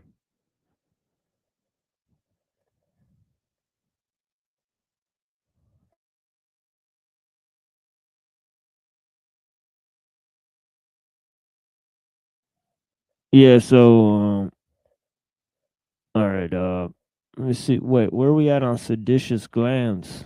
2 people watching there. Looks like we got 4 watchers. I appreciate you guys, man. Blessings. Now, I think right now is the time America should be forcefully removing Muslims from society. Whoa, Nelly. Forcibly remove the Muslims. Well, I think you heard him. All the Muslims, right? What do you guys think? Pretty interesting views. Great. Well, I gave a little bit of my opening statement earlier. Listen, transhumanism is a social movement of many millions of people around the world that want to use science and technology to radically modify. Oh, and then he dropped his beer can right after he said remove all the Muslims. That's pretty funny. That's pretty funny. Yeah, I was The human body. And also, oh, shit. What's that? Oh, wait. Yeah, that's you. No, I was just saying that's hilarious that he dropped that right there. Oh, yeah. No, I thought I was echoing because he sounded exactly like my own voice. I was like, whoa, what the fuck? I just morphed into Neurojack. Mighty Morphin Power Ranger. Exactly. Right. the human experience. Anything from, using exoskeleton suits to kind of climb Mount Everest when you're maybe a senior citizen, even to things like driverless cars, to brain implants, all sorts of wild stuff that is happening, including artificial intelligence. Let me quickly give a little bit of a background on how I even got into this. I began my career as a journalist for National Geographic. I've also been a correspondent for the New York Times. And I have been writing about technology as well as war zones and other issues for No, this 30 is the thing is like, you can't just say like good things that are happening with technology in general. Oh, all that is transhumanism. Like, no, it's not. Transhumanist is a very small sliver of the science camp. Now, there's many people in the science camp that think transhumanism is science fiction. Right? So I mean, he's not really being truthful. He's not really catalyzing the philosophical or spiritual aspects of why you should be a transhumanist, other than just support the general direction of technology. And he actually says that transhumanism takes control of the direction of technology, which doesn't make any sense. How can a small ideology that's believed in by a small sliver of people actually control anything? Right. And that goes the same for Jim Bob with his weird conservative Jew-supported Muslim-hating Orthodox sect, ecumenist weirdos, right? Who support the Shabbatnik, fucking communist revolution. Like, all right, bro, like, do your thing, go out. years. I mean, I have a ton of 300 plus op-ed essays out there and many more just normal essays. The thing about Zoltan, and sometimes you come across where people have horrible views and they're still kind of like, I don't know, generally likable people. I think he's one of those people. Yeah, NPC the game. What's going on? Here, hold on. Let me see if we get the link out there for the homies. In case they want to come through. Let me go to Neurojack's channel. I can only drop it in Neurojack's channel. Okay, so here's something else. Like, sorry to jump back into this, but yeah, it's all good. So, okay, so we just brought up the fact that UNESCO's doing that, right? Like, they're funding the World Council of Churches, and the church is involved, like in the Ecumenical Patriarch, which he's involved with, because if you go to like the Antiochians, okay, so you got the Antiochians, you got the Ecumenical Patriarchate, you got the Greek Archdiocese. All of these people are associated with these same people, and they're connected with the ROCOR MP and everything else, because all these people are like jointly promoting each other on their platforms. All these World Orthodox guys. Well, if you go to the fact that we got this situation where UNESCO is associated with that Fabian socialist guy who wanted, world domination and have everybody as slaves. So now, like, But who are you Benjamin talking Crane. about, Bertrand Russell or? Oh, okay. So the guy that I was just talking about. Hold on, let me find it again. Oh no, dude. Okay, so. There's a few of the guys that wanted the same thing, Yeah, so it was Aldous Huxley's brother Julian, who right? coined Yeah. the term transhumanism in his 1950. Oh yeah. He was I covered that on the show. Yeah. Right, he was the first director of United Nations UNESCO. Right. And as we covered, UNESCO is funding these churches that he's involved with. Right. And now this is my second point that I was going to bring up about Benjamin Crane. Oh yeah, that guy. Yeah. Benjamin Crane, where's he at? Let me find this thing real quick. This is crazy. Does he talk about aliens too, Benjamin Crane? Yeah, he does. But he was like a big proponent. I know this dude. I know this, bro. Like this is the dude that was talking about crab circles and space brothers and shit. Yeah, man. I think I know this dude. No, Benjamin Crane. Okay, yes, this guy. Hold on. Now, what I'm about to bring up is about to be crazy. Because he's a big part in this whole puzzle. All right, where are you? Where are you at, man? We'll go into this book by Henry McCall. And Henry McCall exposes a lot of this stuff with like the United Nations. And okay, here it goes. Benjamin Cream, another proponent of the New Age prophet, insists that those who refuse to join this world initiation will find themselves in the minority and will have to withdraw from this life. David Spangler, Directive Planetary Initiative at the United Nations, which is connected with UNESCO. He says, no one will enter the New World Order unless he or she will make a pledge to Lucifer. No one will enter the New Age unless he will take a Luciferian initiation. Okay, so we have these people talking about taking LARP. A New Age. Shut up, dude. We have these people talking about taking a initiation into like a Luciferian cult or something, right? Connected with the United Nations. And then we have UNESCO paying these people. And then you have their patriarchs involved in this at a high level as well. So, let me see. Let me get to this. Let's see if I can find it again.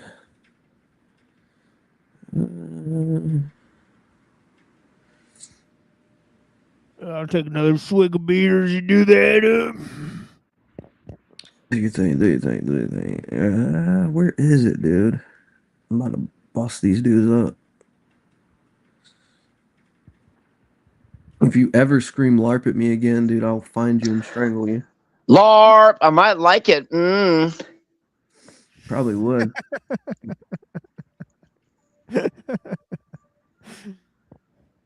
But I mean, unseen. There's absolutely no way they could get every single religious person on earth to worship Baphomet Titty Boy, Goat Sure Man. They could. Sure they could, dude. Look at you. This boy funnier than Jim Bob.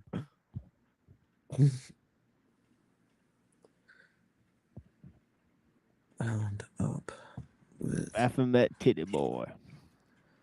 Titty Boy. He's like the rapper 2 Chainz. I can't find it, dude. Maybe that's what Dang, he's bro. trying to say. Maybe he's trying to say he's a titty boy because he's Baphomet. He's a Baphomet. What's up, the Machine Lies? What's going on? Holy Everybody. blessings. Yeah. Oh, good, man. Yo, man, Shadow showed me that London man. I like the way you handled yourself there, bro. That was a weird. I mean, it just like, but because I waited for him to say like 5 or 6 things at least. You know what I mean? I was like, all right, like let's address your statements. Yeah. And yeah, he just dunked me, man. Like Dunkin' Donuts. I was like, all right, dude, I'm out of here. Okay. I mean, you weren't even that bad. He did that shit. That was crazy. Yeah. So you remember when like DPH and that dude, what's his name? Subdeacon Ananias? Yeah, like, yeah. Okay, they were like Happy New Calendar Christmas. Yeah, like, that shit was trash. Yeah, man. They were like literally promoting theistic evolution and shit. They were promoting the fucking and they were saying Happy New Calendar Christmas. So Dmitry Stanislav or whatever. This is how this all connects back to UNESCO, Freemasonry, and all of that. Like this combines all this, right? So this is something that Father Seraphim Rose said. He said, a new epoch that I suddenly felt that I had found an insight into the essence of Icovism. Icovism, like there's a Icovus or something like that. He was a patriarch or a bishop within the ecumenical patriarchate. He said, this is the basic heresy of Chiliasm. So here we have Chiliasm being brought up again, and this is what he has to say. He says, what else indeed could justify such immense changes in monstrous perversion in orthodoxy except the concept that we're entering into an entirely new historical circumstance, an entirely new kind of time in which the concepts of the past are no longer relevant, but must be guided by the voices of the new time? Does not Father Pratekinos in the past issues of the Orthodox Observer justify Athenagoras, which was the patriarch of the EP, who was a known Freemason that wanted to have communion with the Pope?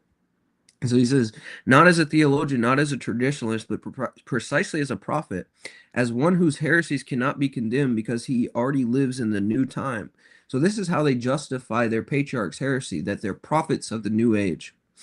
He says, ahead of his own times, Athenagoras himself has been quoted, and I can't find the source now, as speaking of the coming of the third age of the Holy Spirit, a clearly chiliastic idea, which has its chief recent champion in Berdyaev and can be traced back directly to Joachim of Flores, and indirectly. Yeah. I talked about that one. A Joachim of Fior, like he was Yeah. actually mentioned in Hegel in the Hermetic tradition as being like sort of Hegel, you know, and he's like look, Hegel was basically chiliastic, like millenarianist, you know, so on and so Right. forth. And this was proto, that they had this concept of like some future, eschatology, or like some utopian This fourth shit. age of the Holy Spirit. And Yeah. this is being picked up by these people's patriarchs that are involved with UNESCO, right?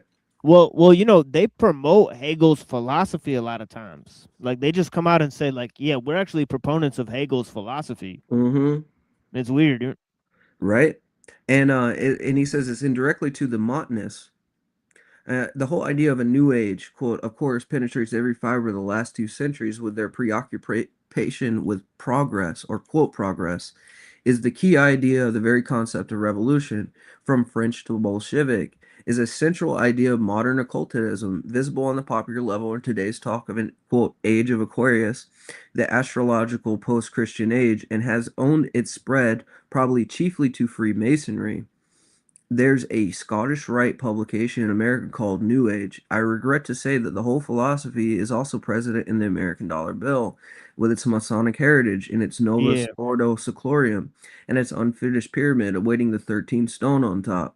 In Christian terms, it is the philosophy of Antichrist, the one who will turn the world upside down and, quote, change times and seasons.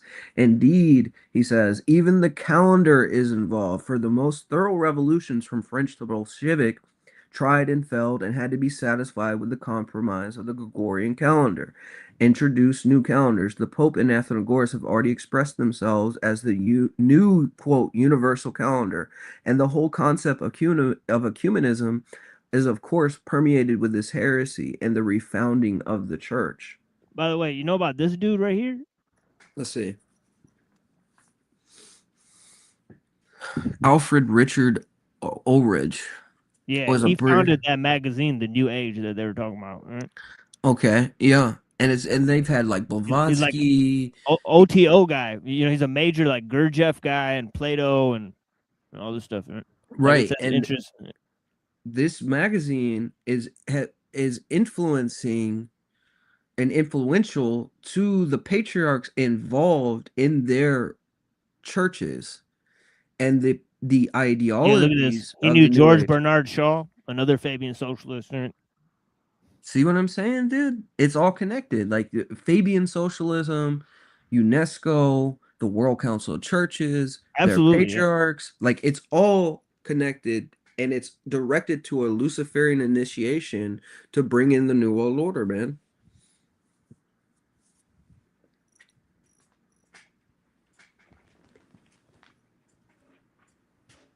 So we're looking at like talking heads for this movement.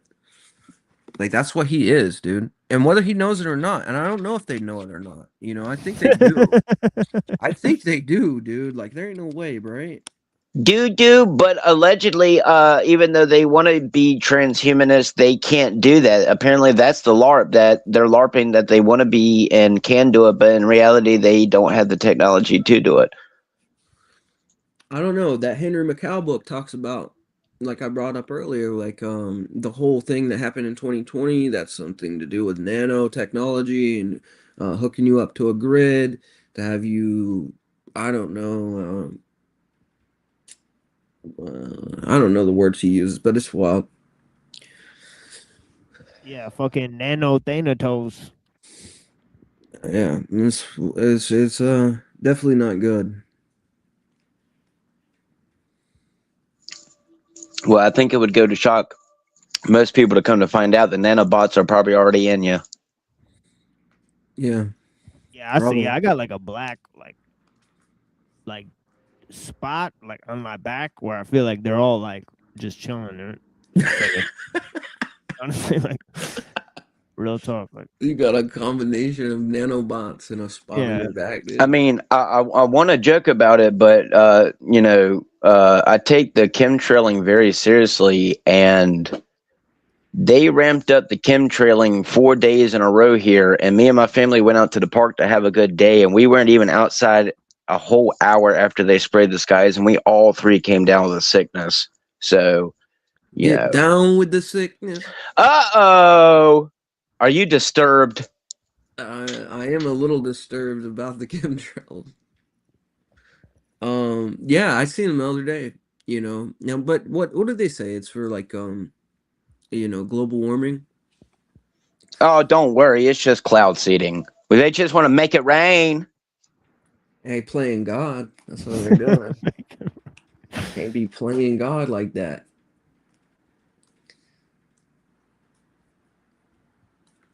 I have found that through the war zones I covered, especially for National Geographic, I became very afraid of dying. And because I am somebody who does not believe.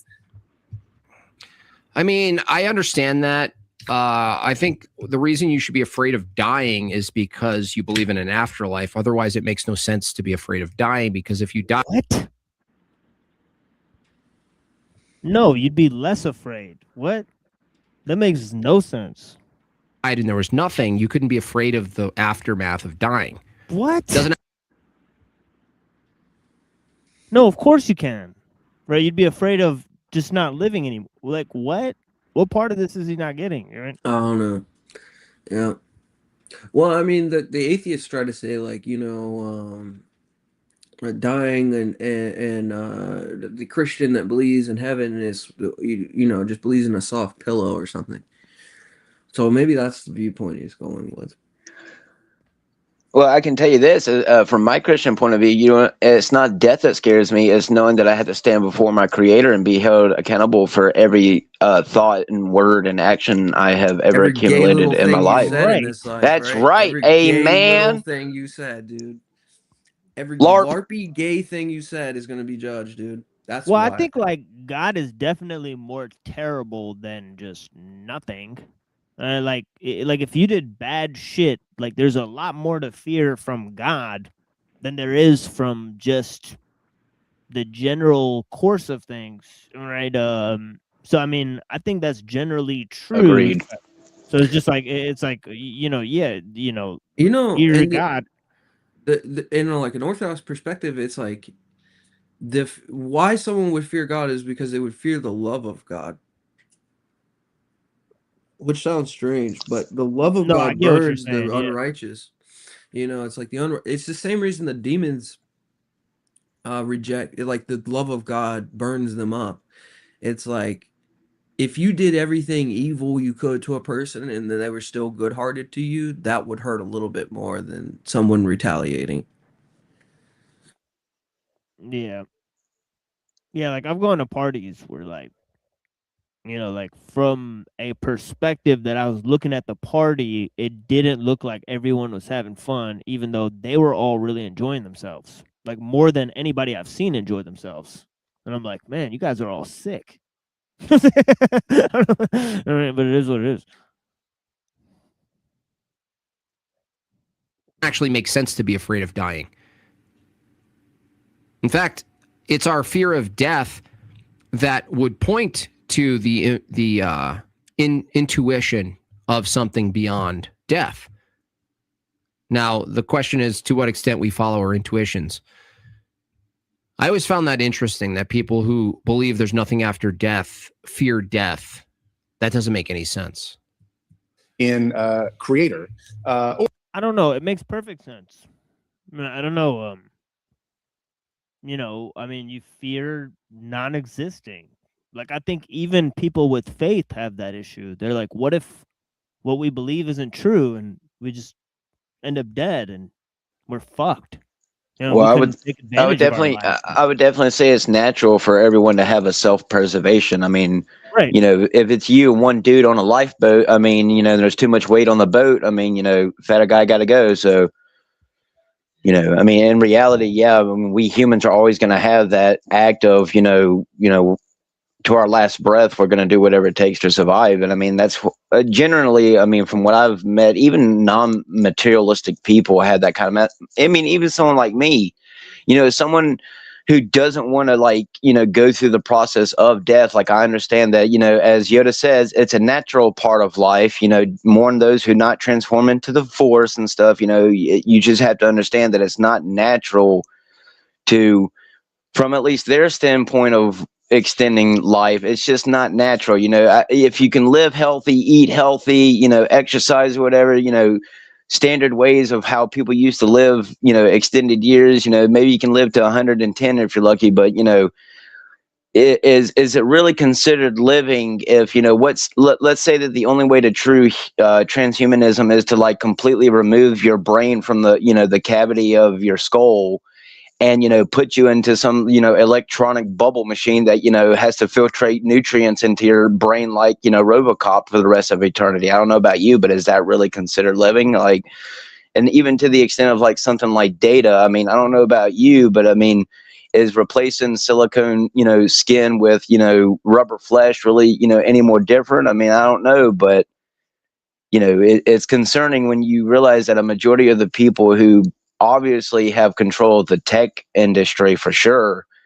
I mean, a majority of the people who seem to join and get jobs there, you know, they're being brainwashed into this whole, you know, you can have this kind of lifestyle too, or whatever. But in reality, a majority of the people, you know, are disabled. You know, that's why I like to make fun of the Brendan Fraser dude. You know, a lot of the people who work at these places, they think they're going to be next in line for, like, the next bionic fucking implant. In reality, you're probably, like, furthest down on the list because, you know, they gave it to some random, you know, girl on, you know, television who can take her, you know, her bionic arm off and can control it with Wi-Fi or whatever, you know, like it was showing her. So, you know, it goes to say, which, even if this technology is accomplished, you know, to what level are they going to allow everyone to have this type of, as they would say, life-altering technology or life-enhancing technology? I mean, someone like me, I mean, what are you going to give me?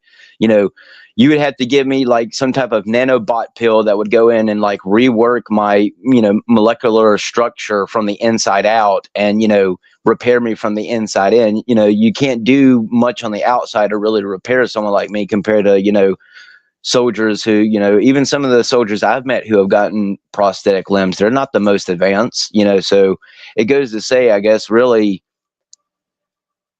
if the level of what we're saying that this is meant for humanity, it really is supposed to is I guess what I'm trying to say is I'm not seeing the evidence that any of the technology not just doesn't really benefit us in the end, but it doesn't really show where, like, people like Zoltan, you know, when someone like him sits here and talks about something, it just makes you go to think, like, to what extent is a person willing to go to reach immortality? You know, you think about rubbing a genie and getting 3 wishes or something like that, but in reality, you know, people like Jim Bob and Andrew and people like that will never have access to that type of stuff. And I don't think, one, that they're rich, they're not connected enough, but like with, I guess you could say, with me and Unseen being Christians, you know, it's going to be a spiritual thing. So, I mean, maybe that will go to say at some point you won't be able to reject technology either. You know, it's not just a spiritual thing, but, like, to some extent, the technology itself, you know, it's kind of, I guess, kind of like a commie thing. Like, if you reject the technology, you're rejecting the ideology. Maybe I'm just trying to connect dots because I don't know how long I can be on here, but I mean, it is strange that a lot of the tech industries that I wanted to get into, a lot of the people do seem to be part of esoteric and transhumanist, occultic type of things, you know, like the video game industry, the movie industry, the music industry for sure. So, and I guess what goes to say is, you know, whether you like it or not, either if you do have a God, you know, your God's going to be technology, at least from what I've been told. there's a lot of people who seem to don't like religious people who reject technology and some of the I guess you could say in the tech industries. Rest in peace to Call of Duty, dude. I guess you shouldn't have worked on the other game, but go ahead, sir.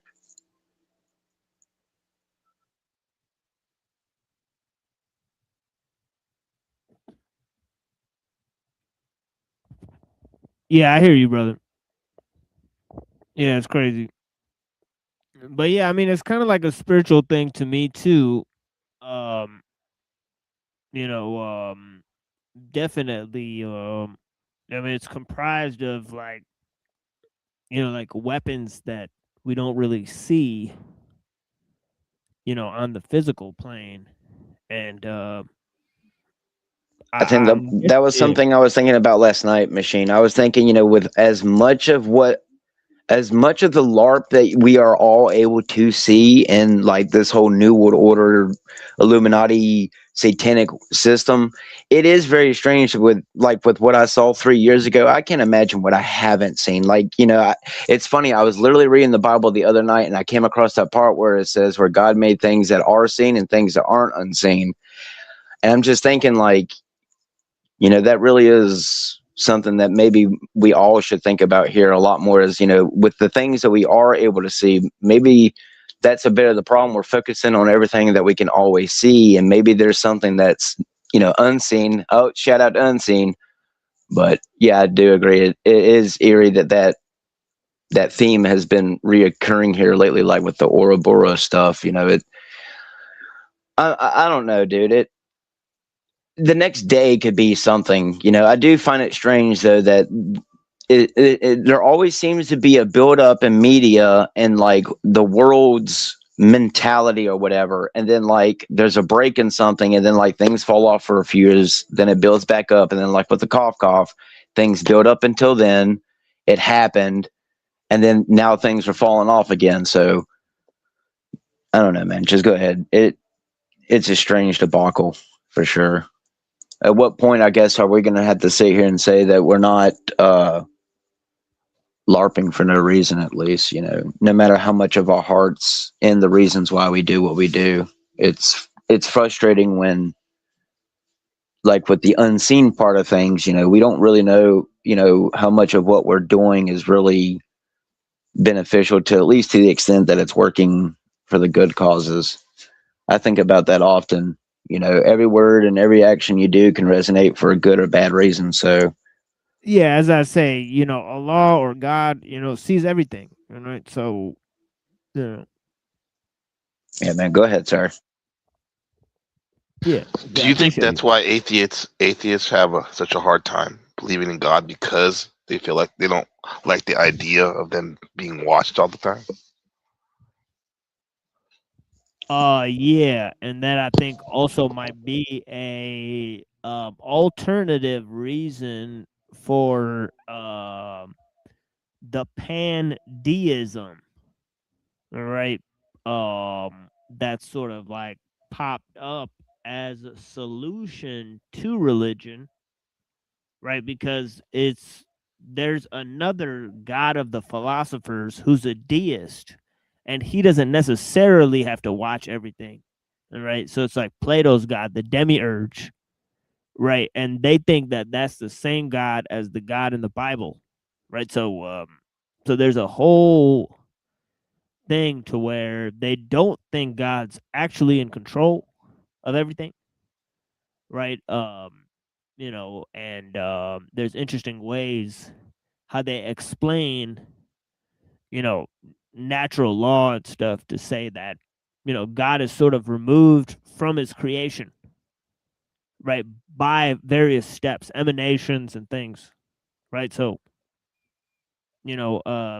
so one might say that depending on whose God you're talking about, right, you could have a lot of people within those three religions, even Judaism, Islam, and Christianity, be convinced that God's not in control of everything, right? That he's not watching everything, right?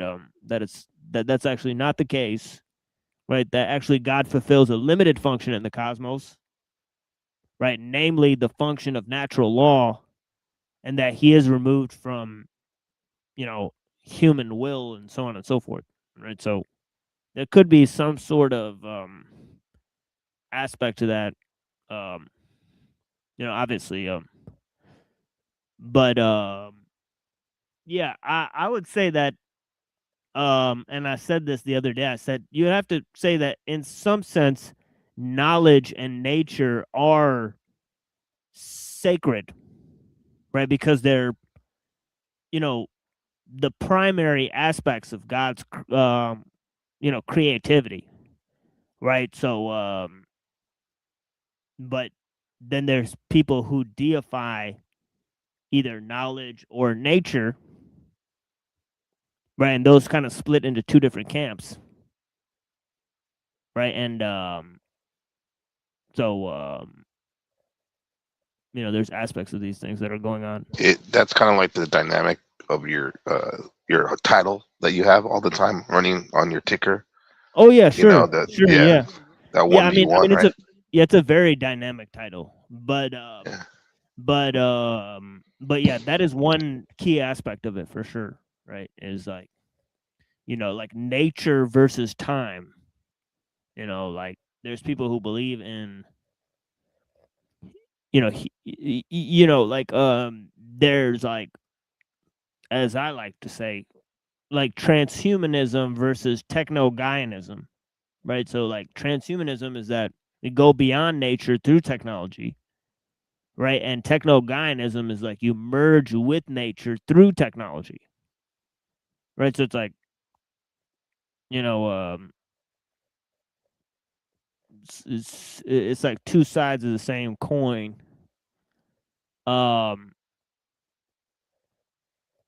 You know, but I don't think they see really the other side of the coin.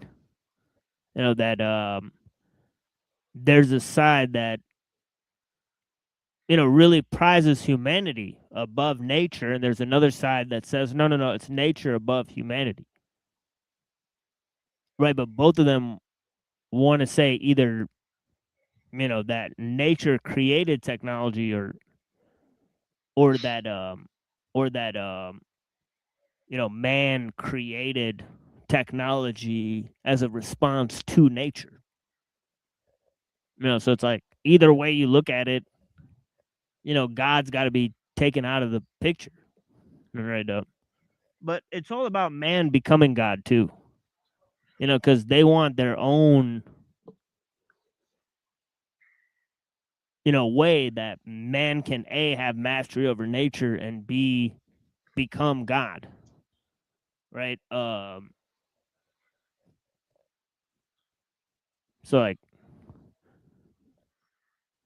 yeah, I think that it's not just that they don't want to acknowledge that God's in control. It's that they kind of want to be God. I mean, right? So on and so forth. So it's more sinister. Let's see. Yada da bing. Yeah, I mean, Yeah, we got some cool comments here. Moontan says, God is going to spank you all. Blessings, Moontan. It's so great to see you. You know what I mean? Yeah, blessings. Peace be with you, homie. And then we got Smile Like No One Watching says, Thou shall not technique. Man, you've been watching the show, or you've been hearing the reading of Elul, right? How many times he says technique? Oh, yeah, it's hilarious. Yeah, blessings. don't sweat the technique. Yeah, exactly. Don't sweat the technique. Yo, they got the UNESCO technique right here with Jim Beebe. Jim Beebe. Yeah, exactly. You know, yeah. Let's see what else he got. I mean, he's loading them up. He, you know, it's. I'm only trying to make it to like 33 minutes in. I don't know if we will. I do got to go get like some food with my brother at some point, but I don't know where he is. He might like get like super high and like fall asleep or some shit. You know, that's how this dude does.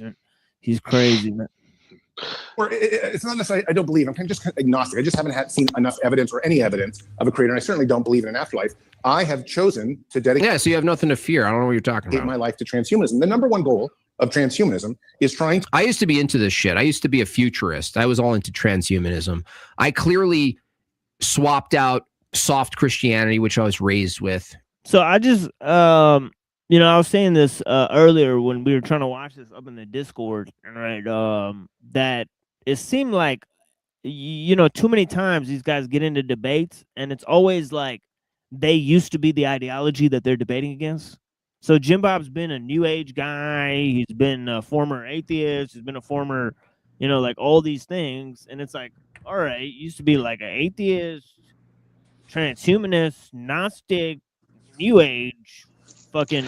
It's almost as if he's a paid actor, paid to say whatever they're told to say for the day. Yeah, or you know, this is a possibility. They could just be really gullible and just be like, "All right, this is the new." That's right. Let's be gracious. Let's give them the benefit of the doubt. Well, I mean, there's a new church on the block. I think the reality of it is like anybody. I would say what age would he probably be? Like 33, 34 years old? No way. He's in his 40s. Is he 40? Okay, so there's no way he's in his 30s. Yeah. Well, I guess like that age group, it could be understandable where like you would be raised with like a leftist mentality directed towards Gnosticism and New Age movement, and you know, I mean, I got a beard like that, and you know, like maybe 2 gray hairs in the whole thing.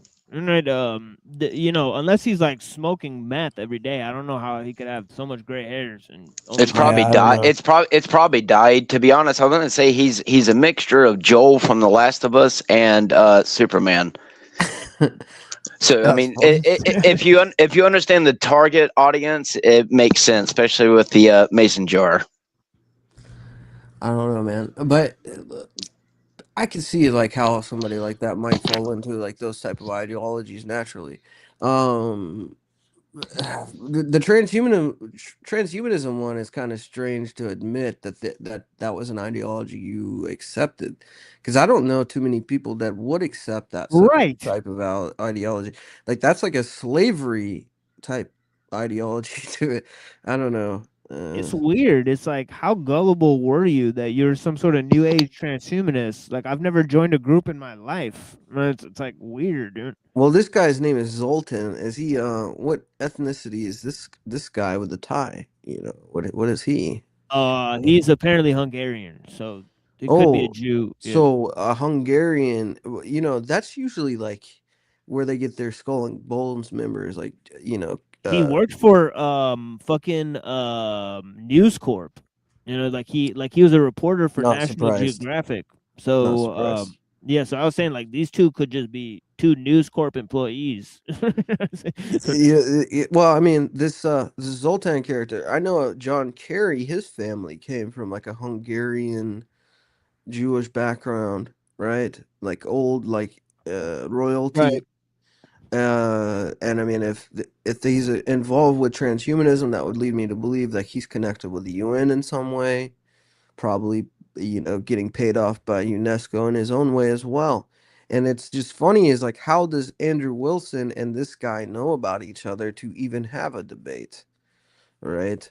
And the strange thing is the dialectic is giving you like, okay, we got Andrew Wilson who he's supposedly traditional Orthodox, and then you got this Zoltan guy who's directed towards transhumanism, and then as we just went over, Andrew Wilson, because he's involved with churches involved in World Council Churches, getting funding from the same organizations that created the transhumanism movement.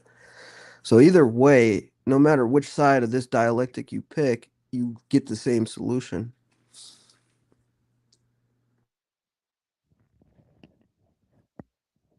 Yeah, I was just laughing at Moontan, just brutal comments. But yeah, blessings on, you know. But yeah, no real rigorous tradition, nothing holding me to it. But God bless my parents for yoking me enough. I got just enough of the yellow yoke to come back to it and find the truth. But ultimately, I swapped Christianity for technology. I swapped it out. I was aware of it too. It was interesting. My early 20s, I was like consciously aware that my my drive toward futurism and tech and virtual worlds and robotics and all these nerdy things, I found myself in all these weird communities. They were like hedonistic, and there's always a fire thrower, and you know. See, check this out. You ever been in a group with a fire thrower? What Like, is a fire thrower? What What's is that? Like, what? We gotta look that up. Like, have you ever joined a group of hedonists? No. Like, whoa. Dude, that's like, man, that's like Burning Man culture and stuff like that. A lot of that's in the Bay Area. He says that. People he have, says that, yeah. you know, raves and stuff. And yeah, I've gone to school with those people, type of people before. Yeah, right. It sounds like Zoltan, yeah. Well, it's just new age, you know, spirituality. That's really what that is, right? That's the roots of all that. Drug culture, you know. You like take a bunch of mushrooms and go to you know, worship. That's Silicon Valley, man. That's where I grew up. I see it everywhere. Well, when you like reject the traditional basis, and what how dare you, Unseen? How dare you tell me I can't go out in the middle of the desert and burn a big, huge effigy of a man and do a bunch of drugs and have butt sex? How dare you? You can do that if you want to, bro, but you gotta face those consequences, homeboy. Pandemonium! Isn't that weird that they're burning effigy of some shit and they do that at Bohemian Grove? Isn't that weird? They do the same shit. Yeah. Hey, it sounds like not only history repeats itself, but the rituals. Homie, I got the ritual right. I looked up Anton LaVey's Satanic Ritual, that book, and in the book he describes the ritual at Bohemian Grove. Like he like breaks down the same ritual. Like you need to have a lake, which they have. You need to have like an effigy. You need to have an altar. Like everything that's mapped out in his book is what they do at Bohemian Grove, and it's a ritual to Cthulhu or whatever, right? That's what the basis of the ritual is based on. Gnarly. Yeah, it's like we're gonna light some shit on fire now. It's like, all right, I'm just gonna leave. Like cool. Like, yeah. I don't know. Like, underneath the beautiful redwoods of the Northern California, Muir Woods. And then that again connects with UNESCO. Why is it all like it's all connecting with the United Nations, dude? It's pretty bananas. But then not like UNESCO, like when you mention it, like the first thing that comes to mind is like, you know, top places in the world, attractions. That's how it's sold, huh? Yeah. Make it like friendly, family friendly, huh?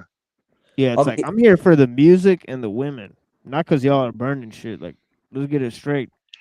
So this is the portion in Anton LaVey's book, The Satanic Rituals. He says the call to Cthulhu. The ceremony is performed in a secluded location near a major body of water or a large river, lake, or ocean. The ideal site for the proceedings would be a natural stone cavern at the water's edge, but a grove of trees or a concealed inlet will serve.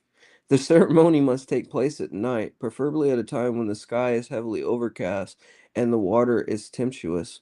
No special articles of attire such as robes or decorative paraphernalia are to be used. The single exception is that all participants must wear the medallion that bears the seal of Satan. It may be dangerous to disregard this provision. A large bonfire is kindled. The celebrant who will assume the presence of Cthulhu stands above and apart from the participants, holding aloft a torch which has been treated to yield a blackish blue glare. The celebrant is not present at the beginning of the ceremony. All participants light the bonfire and assemble in a jagged circle about it, and their eyes directed towards the blaze for the duration of the ceremony. Principal participants, my brother and sisters of the ancient blood, we are gathered to pronounce the call to Cthulhu. I cry against the world of the abyss, that great void of the dark waters and shrieking winds where we live in the ages past. Hear the deathless ones and say with me, the eternal serpent who sleeps that we may live. And like there's pictures of Bohemian Grove with the same bonfire next to the lake. They got the yellow robes, which is a call to Cthulhu, and there's a book by a guy, I forget his name, but he's the guy who inspired The other H.P. guy who wrote Lovecraft. those books, yeah, he inspired H.P. Lovecraft. Yeah. His last name is like Green. It's like Michael Green or something like that. Or I forget. Let me see if I can find it. And the Cthulhu is images everywhere in pop culture, like Johnny Depp, what's it called? Pirates of the Caribbean, the Squid Man, Godzilla. Right. Cthulhu's an old king that's asleep in the Pacific Ocean. Pacific Rim. The ancient, the old gods, they call it. Right, and that like okay, so in this particular book that Lovecraft got this Cthulhu character from, it's like a play, and in the middle of the play, everybody goes mad and starts killing each other because the King in Yellow. It's called the King in Yellow. That's what it's called, and that's why they actually wear those yellow robes at Bohemian Grove. The King in Yellow. It's by Robert W. Chambers. That's the book. Yeah.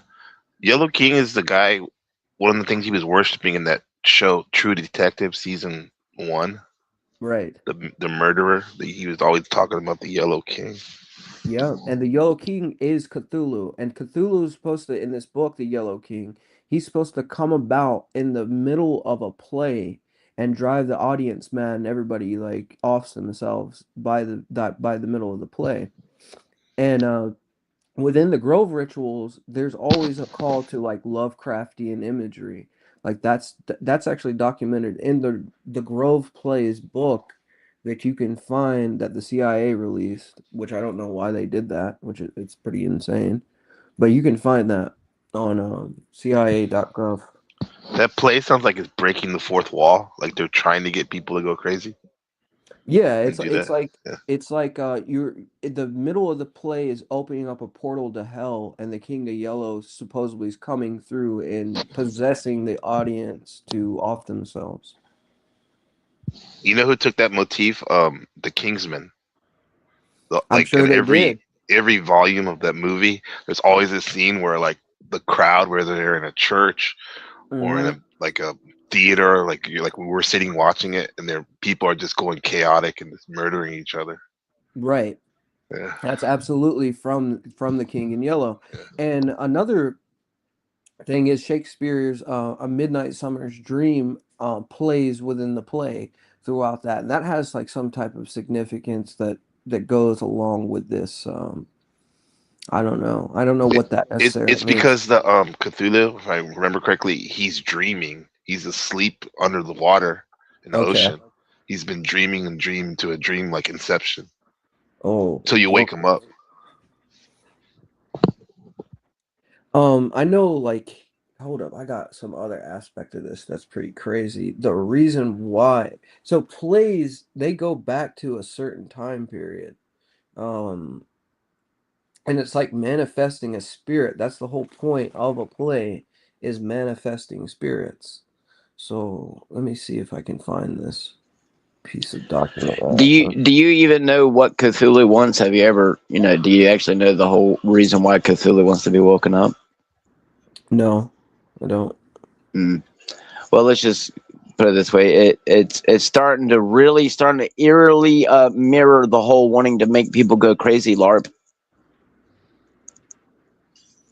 Which, I was playing Spider-Man 2019 today, the one that had Aunt May die of the, the cough conveniently in that game.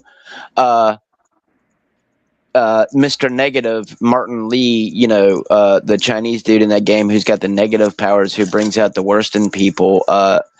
When you're fighting some of the civilians or whatever, who he's turned negative or whatever, some of the lines that they say is like, it's like a switch went off in my head and I just attacked people. So, and the Naked Gun with Liam Neeson, conveniently put that in your face. 28 days later, 28 weeks later, I Am Legend, World War Z. I mean, you just take your pick. I mean, at this point. But so I had found this thing. This is from like the Origins of Drama. PBS put this out or something. It's like all plays function as rituals that's usually covered or sometimes glossed over in the first season of a dramaturgy class. The earliest origins of drama are to be found in Athens, where ancient hymns were called diathrobs. Oh, is that why the Lion King? Is that why the Lion King actress died? Was she sacrificed because she played in the Lion King on Broadway? Yeah, they had theaters that were Right. dedicated to Dionysus, and they Right. had Were like sung in honor plays. of the Yeah. god Dionysus. Right.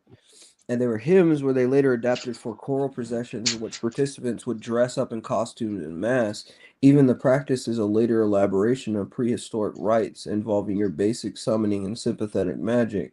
I've made Yeah. myself like the distant figure. I am The embodying Bacchic that rites. mystery.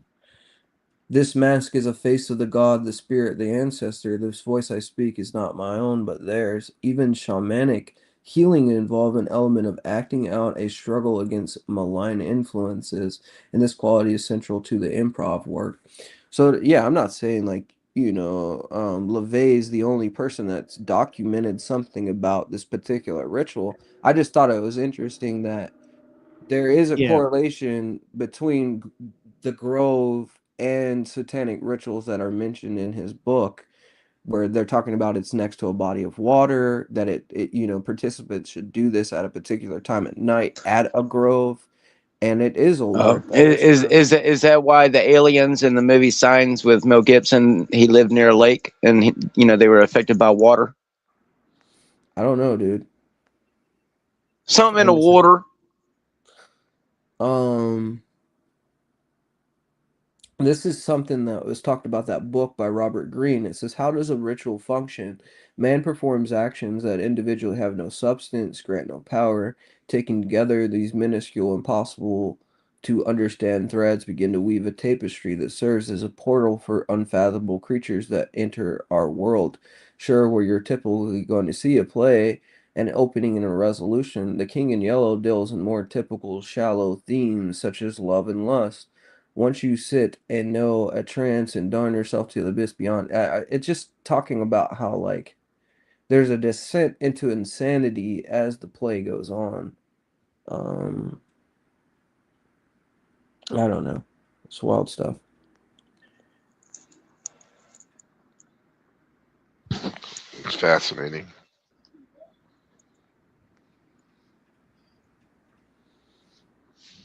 Yeah, I mean, it does kind of sound like they stole it from Hinduism, and maybe some of the things that like Shiva and Kali do would make some of the Lovecraftian stuff look a little bit, Pseudo. yeah, pseudo, yeah, for sure. Well, So I it's mean, interesting. isn't that the whole thing with Blavatsky? And I think like these anything dealing with the Grove is like Western esotericism being obfuscated from older traditions, right? It's like that's the whole purpose of it. I mean, So, they're calling to like the Hellfire Club in England and those type of people when they're doing those rituals, if I'm not mistaken. yeah. Like Blavatsky and Crowley, it's like their interpretation of like Eastern, what would they call it, Orientalism. Like Right. it's like, for example, like if you go to China and go to an Italian restaurant, like it's going to be watered down. It's not going to be, most likely it's not going to be like real authentic Italian food, because they don't, I don't know, they're not of it, that culture or genetics. So it's going to be, not the same. It'll be elements of it there, but it wouldn't be the same, the pure essence of the Italian food. Same thing with the Right. They refuse to meet a text on its metaphysical ground. Mhm.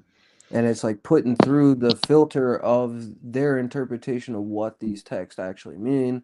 And they assimilate them, like they'll like be like, okay,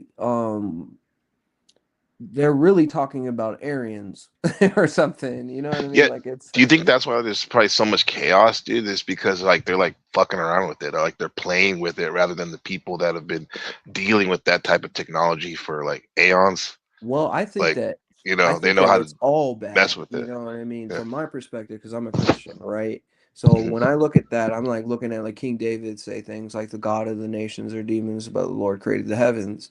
So anything that's involved with like any form of paganism, but I would think too, if these particular traditions are upheld and there are ways that they maybe, I don't know, their shamans know how to control the spirits in a different way, then playing with that probably isn't going to be good. You know what I mean? Like you're Right. kind of like spitting on a sacred tradition with even amongst the demons. You know what I'm saying? They're Yeah. like, you're not doing it right. I don't know. Yeah.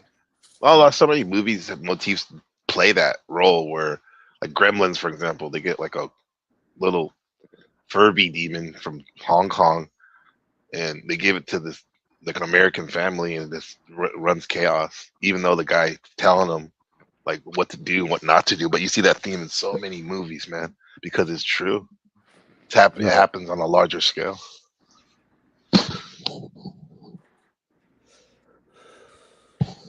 Well, I mean, that could have been a metaphor too. I mean, as someone whose sisters had the little Furbies things, I can tell you there was at least 2 or 3 times in my life where that thing did something pretty fucking not normal, you know, from the usual, you know, you just turn it on, it would do its little animations.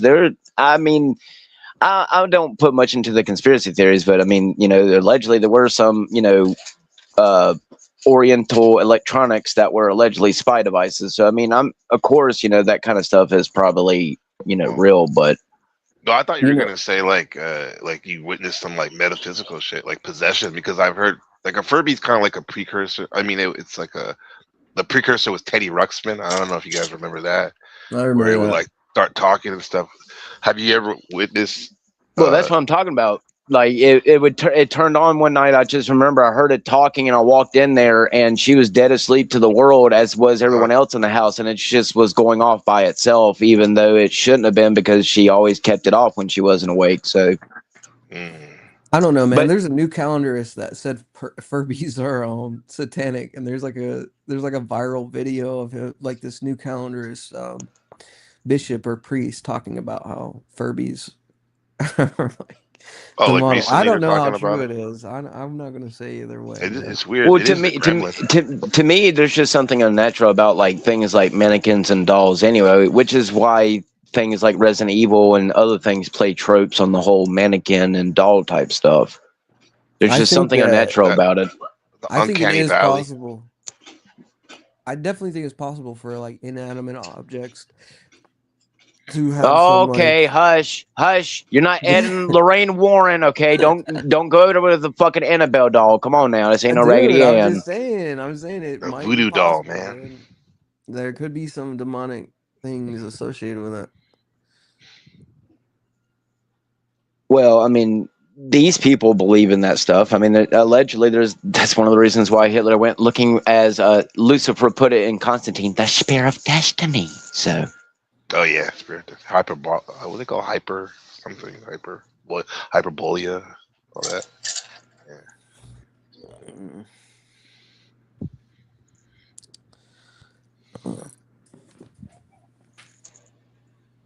But yeah, the Tully Society, you know, the Germanic society that the Vrills. Yeah, them really boys. They're still out in the woods, man. Supposedly, you know, he said that somebody that was associated with the SS came to America and went to the Grove, and I forget where I read this, but he was like, you know, they're top notch. You know what I'm saying? Their rituals are much more better than the ones we perform, because I guess they had their own grove. You know what I'm saying? Yeah. Yeah, you heard the stories, like there's like documentaries about that, like how they bust in like male prostitutes and shit there too. They're doing all kinds of weird ass magic during those things.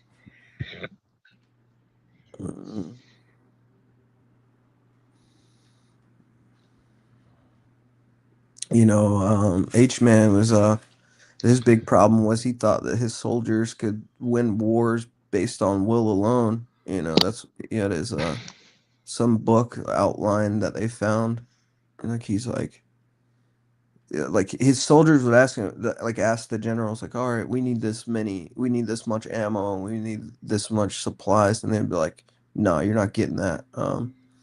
You got to will it. Yeah, because you're a Superman. You know what I'm saying? Well, the go pills, the methamphetamine, bro, help with that. Hey, that'll increase your will for power. Nietzsche would say, you don't need rations. You know, just take this pill. Keep marching.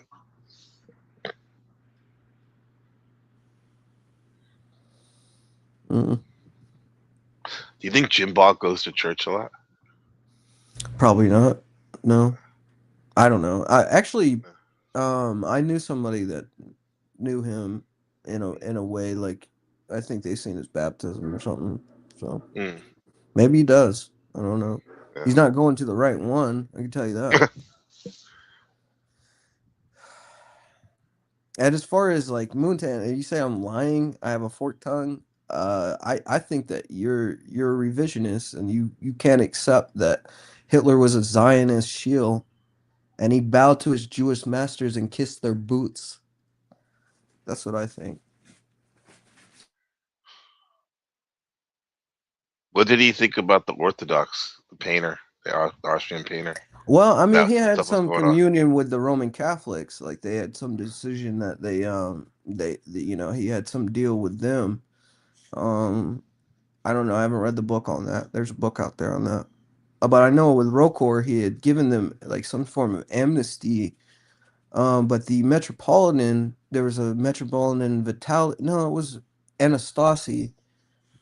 He wasn't happy about it. He felt that fascism uh, took the freedom away from the people, and it wasn't good for the church. Because the church had always respected a monarchy, a monarchical system. The church wasn't for the Soviets, and it definitely wasn't for the fascists. But it seems like the Bolsheviks and the Sergianists used the fact that um, Mr. Mustache gave them a church in Germany and protected them for a bit. Um, I don't know. I mean, there's Vladimir Moss wrote a paper on that. Yeah. Well, speaking of that, what you said about the good for the people.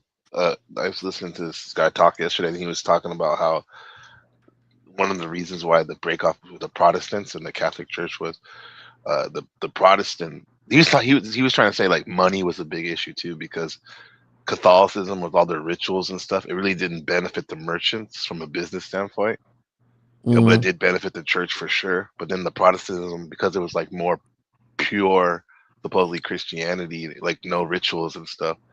Um, That's not true. that's what this guy was Because saying. Though I'll it explain something. benefits Like the merchants back that's then. not necessarily true. Like the truth of the matter is like Roman Catholicism's its main issue was that they felt like having a pope control everything. Like he would be the chief leader, Christ on earth that controlled everything. And then they could have indulgences where the pope can give you an indulgence for you to get into heaven. This Yeah, supposedly was like Luther's main issue and why he nailed his 95 thesis up onto the Catholic Church walls. But there's something deeper there because once you look into Luther, he seems to be like an early proponent of Rosicrucianism.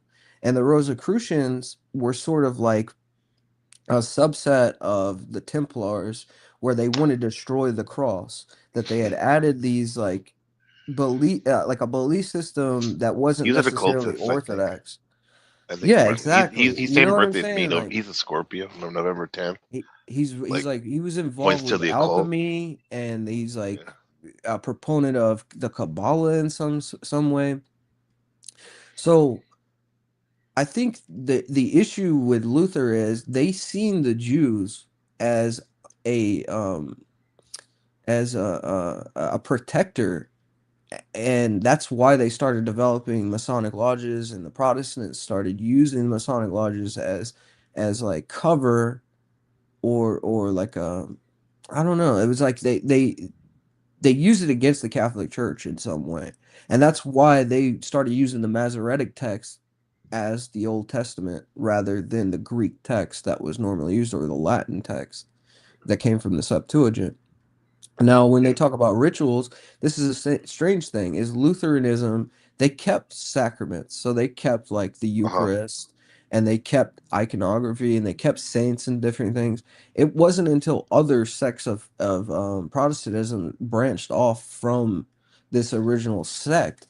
And it seems like he was an occultist, like we're saying. So all the subsets that branched off from this form of Uh-huh. Protestantism, they had a bone to pick with the Roman Catholics. they had contacted Orthodox priests and bishops and even saints, which we would later admit that these people were saints, but or come to find that they were saints.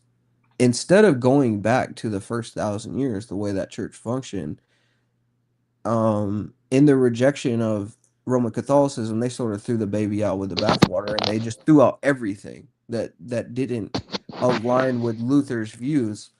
So in a way, Luther becomes his own pope. So it's like one man sees himself as infallible, that's the pope, leads to Martin Luther seeing himself as infallible, and then the individual. So every individual has his own faith. That's what that leads to. Yeah, yeah. Well, that's what some attracted to some people. Like, for example, someone like raised as a Catholic, for example, with like heavy ritual and stuff, and just wasn't like a maybe like 15 minutes total about from scripture, their service. But then like something like the Baptists, where they're all about Bible, Bible, Bible, Bible, KJV, right? Which a Right. lot of people like, you know what I mean? They can relate to that more than the fellowship and Well, all it's the because other there's stuff. no standard to hold yourself up to. It's like whatever I want to believe, I can believe, kind of, Ah, right? Like that's okay. the best. It's like we Yeah, go to church on Sunday for 30 minutes and that's it, and that's all we're expected. Once saved, always saved. yeah. We can a sacrament is just like crackers and grape juice. There's your sacrament, right? So it takes all the supposedly the ritual out of things, but Mhm. the if you go into the scriptures and you look into those first 1,000 years, those were handed down from Christ and his apostles. So what are we saying? Are we saying the structure of the liturgy wasn't aligned with God and his saints, although for that first 1,000 years that's the way that they practice Christianity? So when in reality, what's happening is like the farther we get away from that early church, there's people who they want to do things their own way and then just put a Christian title over it and say this is what Christianity is. But I can go to you and show you from the very first century where there's Saint Ignatius and he lays out to the emperor the structure of the liturgy, like how a Christian would participate in his life in the church and how that structure looks, right? And this is like the year 100. So from 33 AD to the year 100, you're the closest to that original church that Christ established and the way that the apostles practiced that Christianity. We know how that functioned. That's why they want to do away with the saints. The Protestants don't want to talk about someone like Ignatius of Antioch because then they would have to admit that there was a structure to the way things function. But in the rejection of the Roman Catholics, which the Orthodox and Roman Catholics split in 1054 over this, the Pope wanting to be head of over the Church and Christ on earth, and an infallibility that wasn't there from the beginning. There was a such thing as a pope in the early church, but this was an honorary title because Rome was the imperial capital of Christendom. It went back to St. Peter, but the stipulation is you hold the faith that was preached by those apostles in Christ. If you move away from this original faith, then you no longer have that title of pope. So what they did was basically take the title, enhance it to mean that he's Christ on earth, which was never taught from the beginning. And then this is what allows them to create the Roman Catholic Church into the very first corporation. And from that, we have corporations that have existed ever since then. Really, the very first legitimate corporation that inspired modern corporations is the Roman Catholic Church. That's why that scene in The Godfather 3, I don't know, it's subconsciously hits so hard when he's in that room in the Vatican with the big map of the world on the wall, mural map of the world. And they're talking about Immobiliari, which I guess that's the fictional, what they call their trading corporation for the Vatican. And yeah, man, that's Well, I you know never about P2, right? Like the thought about P2 and the that. bankers and Calvi's banker and all that stuff. There was What's that? there was like the mob involved. It was like fascist Freemasons, known as the P2 Lodge in Italy, and they were controlling the Vatican's banker, and they were doing deals. The Vatican was doing deals with the mob, while That's what this that's based on, probably then. right, and this guy Calvi ended up getting hung over like the Blackfriars Bridge, and Yeah. like I think like $30,000 worth of gold stuffed in his pockets. Um, there's a Judas. scene in that movie. What was that last movie from the dude that played the Joker in The Dark Knight? You know, Heath he overdosed. Ledger. Yeah, that guy, right? They throw him over the bridge and he's got something in his throat and all that. That's a call to the Masonic ritual where they killed this banker by throwing him over the Blackfriars Bridge. Yeah, you look into that, like that's some real like black hand dealings, dude. Like, there's a YouTube channel called Freemasonry Watch, and they upload the news story that came out about the P2 Lodge. It's gnarly. That's what Elijah Muhammad always would hit back on, the fact that no matter what Christian you are, it all leads back to the Roman Church. Well, You I mean, always talk about that. he's right to a certain degree, and he's wrong because okay, so within modern Orthodoxy, it's true to the extent that in world Orthodoxy, the Orthodox in Rome are talking about having communion, and they do have communion in the sense that there's a World Council of Churches, which was set up by a Freemason in the 60s named John Mott. John Mott was like a Rothschild employee whose intention was to pull the Orthodox Church into this like council that would seem like it could have could combine all the Protestant and Roman Catholic and Orthodox and all the Christian churches in the world into a one world church. That Freemasonry would be over behind the scenes. So he's right in that sense. But where he's wrong is there's always been underground communities. Like, for instance, like what I'm involved with is the True Orthodox Church or the Catacomb Church. Instead of like submitting to like the Soviet regime, we went underground and started a catacomb church. Or in Greece, when the Freemasons infiltrated the church there and did all these reforms and changed the calendar, we went underground and did our own thing. We didn't stay in communion with these people.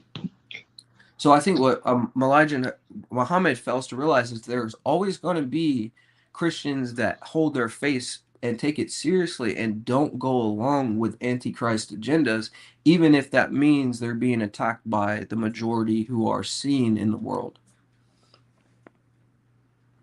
Yeah, that makes sense.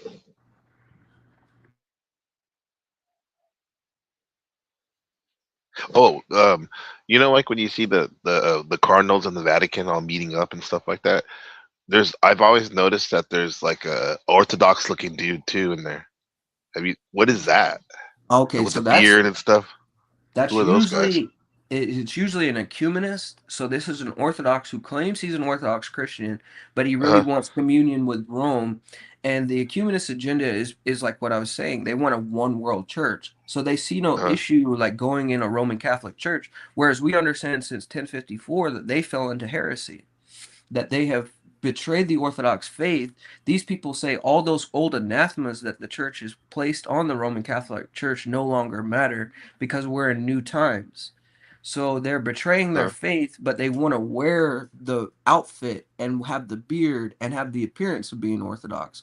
And this is where you have a person like Jim Bob. Jim Bob submits to these people who are submitting to Rome. And they're saying that it's no problem to stay in communion with these people that have betrayed the Orthodox faith just because they hold a title. So the church no longer is a mystical body that must uphold the Orthodox faith handed down by Christ and his apostles. It's merely an institution with worldly pursuits. Yeah. It didn't look right. Dude totally stands out. All the cardinals are wearing red. Then you see him in his black with his long beard and tall hat. Yeah, you'll see that at almost every single ceremony, and now they got Yeah, it all world names. he's a token black guy, you know. When you look at it, like you go, if you put in Sell out. Bartholomew and the Pope, you'll see pictures of these people right next to each other, signing documents, praying together. They've been doing this since 1920. And the reason being was because prior to this, 1917, the Tsar was in place. An Orthodox Tsar could remove heretics from these jurisdictions. So the Tsar could send soldiers over to the church in Greece and say, oh, you're a heretic. We're removing you from this see because he's respected as the head of the Orthodox Church in the sense that he's the monarch over us. The Freemasons had to get rid of the Tsar so they can ascend these hierarchies and not get taken out of their place. Now we're stuck in a situation where there's no Orthodox Tsar that could call a council where the local churches come together and remove the heretic. So now these people say, well, there's not been a council to remove them, so they're still a part of the church. It's like, how can there be a council to remove them as there's no czar or there's no worldly leader to call this thing together to join the churches in a pursuit of removing the heretic? So it's like this absurdist loop that they're perpetuating in some way.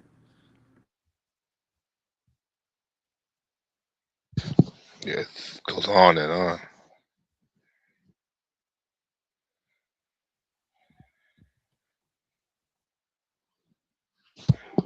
All this, sort of like that culture of like Burning Man, but not at Burning Man, this kind of thing. And I was like, this is where it's at, man. Yeah, the future, man.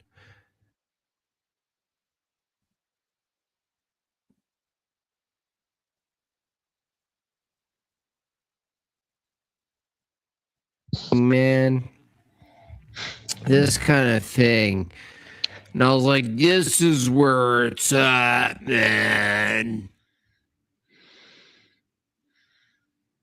Yeah, the future, man. And looking back, it's so embarrassing. Televised had said earlier that he's getting the Superman vibes look from Jib Bob. I'm getting that with the Michael Jackson curl on the hair. That curl. It's funny. He looks like the Jewish Superman, you know? Oh, he took the side curls of the Jew and then he put it in the front. Uno.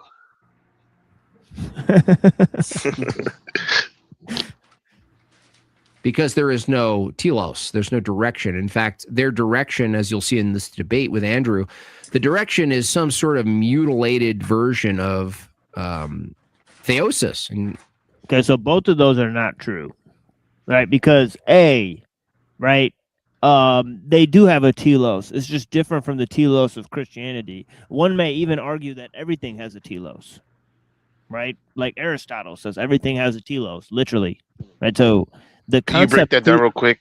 Telos.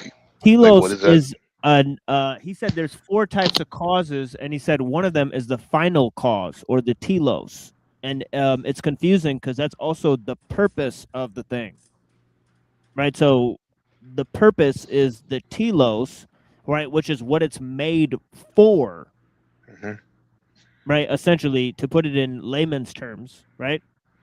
What something is made for is the telos, right? So it's like they're not denying a telos, they just have a different one, right?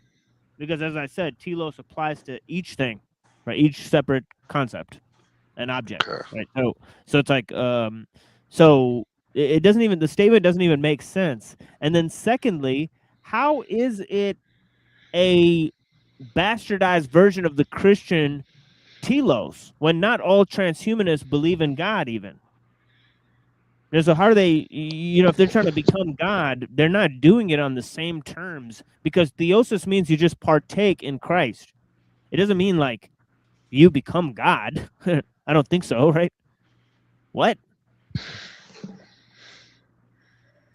Sloppy Jimbo. in fact, I saw a chat here. The ultimate war that we're always fighting is apotheosis versus theosis. One of the most mysterious. Now that made more sense. The ultimate war we're fighting is apotheosis versus theosis. That's highfalutin. Right? Yeah, that's how that does register with me at least. Yeah, that makes sense because it's like apotheosis of the state. Like it's external. It's apotheosizing something external to Rather man. than an internal change, Yeah. right? That's directed towards the mystical body of Christ, like a man's salvation, which Right. is the chief goal of the church, is like the salvation of man's souls. Whereas, like, but this is something he's not going to say, is that this issue with the apotheosis of the state, this is how the Orthodox Church he's involved with views the goal of the church. His leaders view the goal of the church as Right. creating a utopia. They don't see it as the salvation of souls of man. All you can all day believe with lip service that that's the purpose of the church, but if your bishops and your patriarch doesn't believe that, then what does that mean?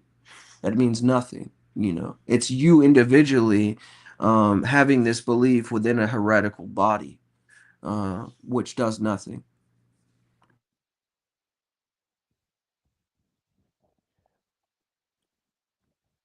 Yeah, and I think this whole concept of apotheosis versus versus theosis, that would mean that they do have a telos. He just recognized that they do have a telos. It's just apotheosis instead of theosis. So he's not. So you're not denying them a telos, right? He keeps saying that they don't have a telos, or at least Wilson also said in the debate that transhumanists have no telos.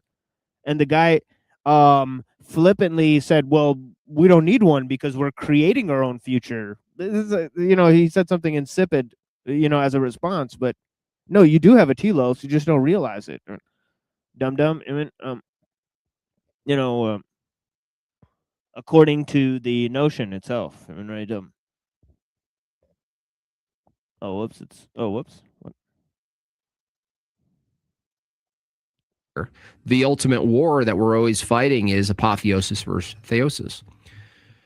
And the good news about transhumanists, even though they're mostly sick, demonic people, and I've met many of them, is that their urge, they have a misplaced urge. They have a misplaced desire. I believe that many people. I mean, that's kind of like weird, right? Because if somebody is a sick demonic person, how do they just have the wrong desire, but their head's in the right place? They have the right idea, but the wrong. I don't know. It's just I feel like there's a lot more there if they're demonic. Wouldn't they be totally stepping away from the ideology in question? Absent those who actually know God and reject God willfully, which is true wickedness, that people have an impulse toward theosis, that they want to know creator. They want to participate with God through creation, through matter. They want sacrament. They want a sacramental experience. And that's a good part of them. The problem. What? I mean, it's just not even true about all transhumanists that they want a sacramental aspect, that they want to participate in God through creation. I think that what he's saying is like innately in every human being, whether they know it or not, there's an innate want towards the sacraments, and I think that from my experience, at least in the Orthodox Church, there is a truth to that I've seen people who come to the church and they're unsure of themselves, and when they do experience it, there seems to be like an unveiling of that truth. So if that's what he means, I could agree with it, but I don't know. I do Yeah, believe like I that get innately every man, if every man is created in the image of God, and every man is a creation of God, innately there's something within him that wants the sacrament that God gives, because if there's this emptiness in man that could only be filled with something that's infinite, right? There's an infinite emptiness in man, that there's a hole in man's heart that is looking for God, I believe, and we try to fill that up with materialistic things. That's why transhumanists are trying to fill that void with, you know, the doctrine of transhumanism. Right, right. But I There's think that like whole right, but I think when people say like they want to replace God, they want to become God. I think we should almost take their word for it too, you know, right? Because it's no, like I take their word for it. I believe that's what they think they want, right? But in the sense that, you know, I just like Father Seraphim said about the atheists, it's like Antichrist isn't on the lips of the great deniers, it's on the small affirmers.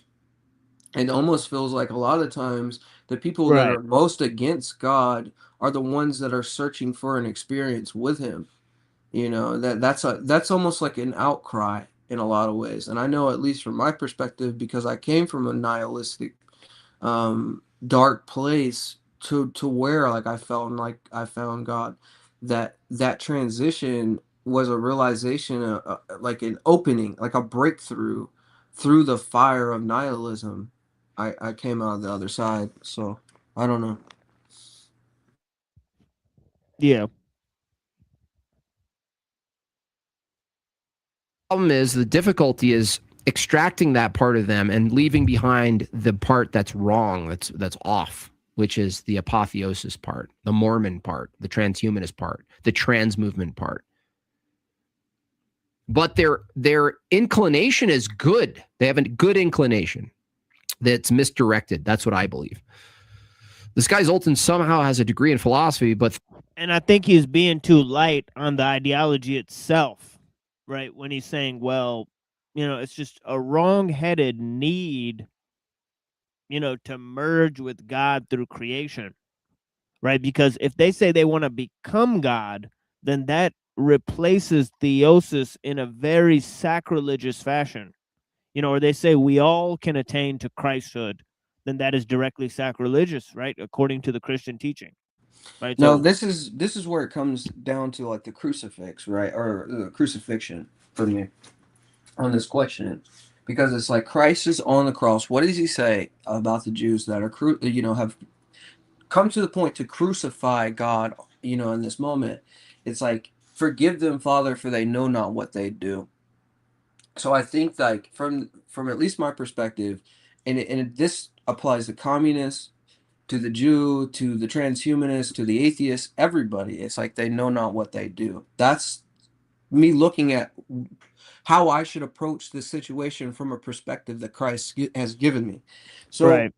it's like, in that sense, it's not my job to like hate them or denounce them or condemn them. It's to show them the issue, why it's wrong, or you know, the fact that they do not know. Our place is to show them how to know That's the what we difference call between them. LARPing unseen. We call that LARPing in the Christian community.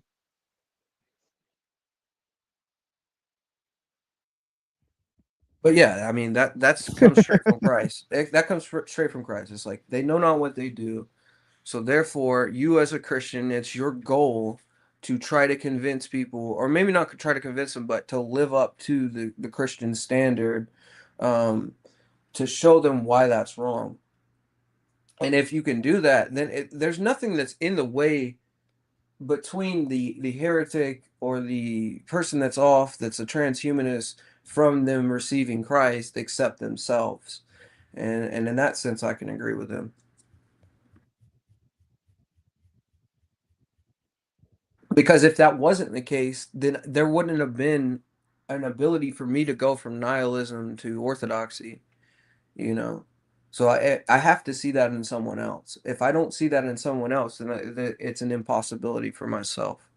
No, but what I'm saying is, instead of saying that the ideology is because you could say two things, right? You could say one, right? The everybody has the capacity to attain, to spiritual understanding, even a Right. transhumanist, right? And then you Right. could say, but the ideology itself doesn't allow for that, right? Because it's saying, well, you want to live here forever, you want to create a utopia here in this world, You know what I mean, right? So on and so forth at the price of your soul, right? So in that way, it's not amenable at all. So I'm just wondering, It's not like, amenable from the perspective that if the person wants to keep their transhumanism and have their Christianity too, you can't have both. No, that's exactly true. right. And I mean, yeah, because I mean, it's a valid critique if we go to the point where it's like we brought up earlier. How dare you? How dare you say I can't worship my moon and God at the same time? Huh? Why can't I worship two sides of the same coin, allegedly? Because, right? Oh, well, I don't. But the issue with him, is that at the root, there's the dead rat at the bottom of the barrel. Transhumanism is at the bottom of his orthodoxy. All right, transhumanism is funding his orthodoxy. So what do you do in that situation? What we're dealing with is someone who's deluded, unfortunately, and I would say it's harder. It would be harder for him to come out of his heresy under the humanists than it would be for a transhumanist to become true orthodox.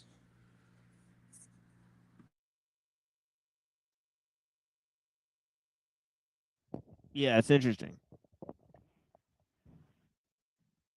Through the course of the debate, demonstrated he has no understanding of epistemology. Yeah, I doubt he even paid attention. Intel Wild, $5. Cooler with the anti-freak freak. Yeah, to overcome biological death with science and technology. And I assure you, based on just how we've done the last 100 years, people are living twice as long. Yeah, but that's the thing is, like, not everybody has to have understanding of things like ontology and epistemology, and I saw Andrew Wilson throw out ontology and telos, in the debate with this guy, and this guy doesn't even know what the fuck he's talking about. This guy worked as a news reporter. There's no proof that this guy took one philosophy class and he's throwing out all this jargon.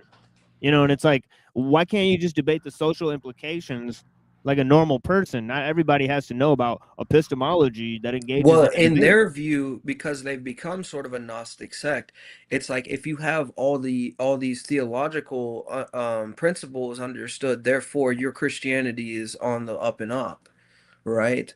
It's like it doesn't matter if the patriarch is involved with some heresy, as long as my epistemology is correct, therefore I'm saved, right? That's because you're dealing with an atheist mindset that's trying to be Christian. You dig what I'm saying? You're dealing with materialist atheists that are masking themselves as Christians, and they're not willing to truly understand the tradition. As they once did, and they're going to continue to live dramatically longer as we start bringing in some of these brand new technologies, genetic editing, artificial intelligence is starting to uncover these new drugs. There's a bunch of patents and a bunch of drugs that are going to human trials right now. Actually, I'd probably say within 18 to 24 months, you will have drugs from the market that effectively make you live 20 to 30% longer. It's such a stupid position because living longer doesn't even tell you what life should be. That's like saying, like, I figured out a drug to make my arm really huge. One of my arms. That's something I said too when I was reviewing this debate. So that is a point that we made. That's a similar point that I made. Saying that, yeah, I mean, living longer doesn't tell you about how your life has been qualitatively improved.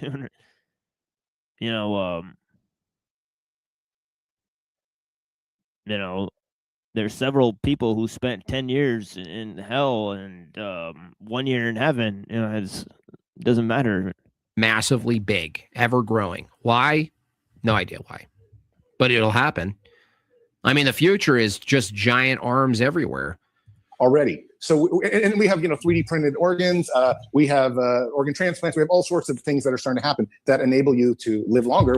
Cool. Can you ever print the good? Probably not. Meg Bob, please bring Jim Bob a double shot of bourbon. She just got me another beer. I mean, the bourbon's really good, though. Giovanni Garcia, $5. To love Christ fully is to learn true love because he is the only one who loves perfectly.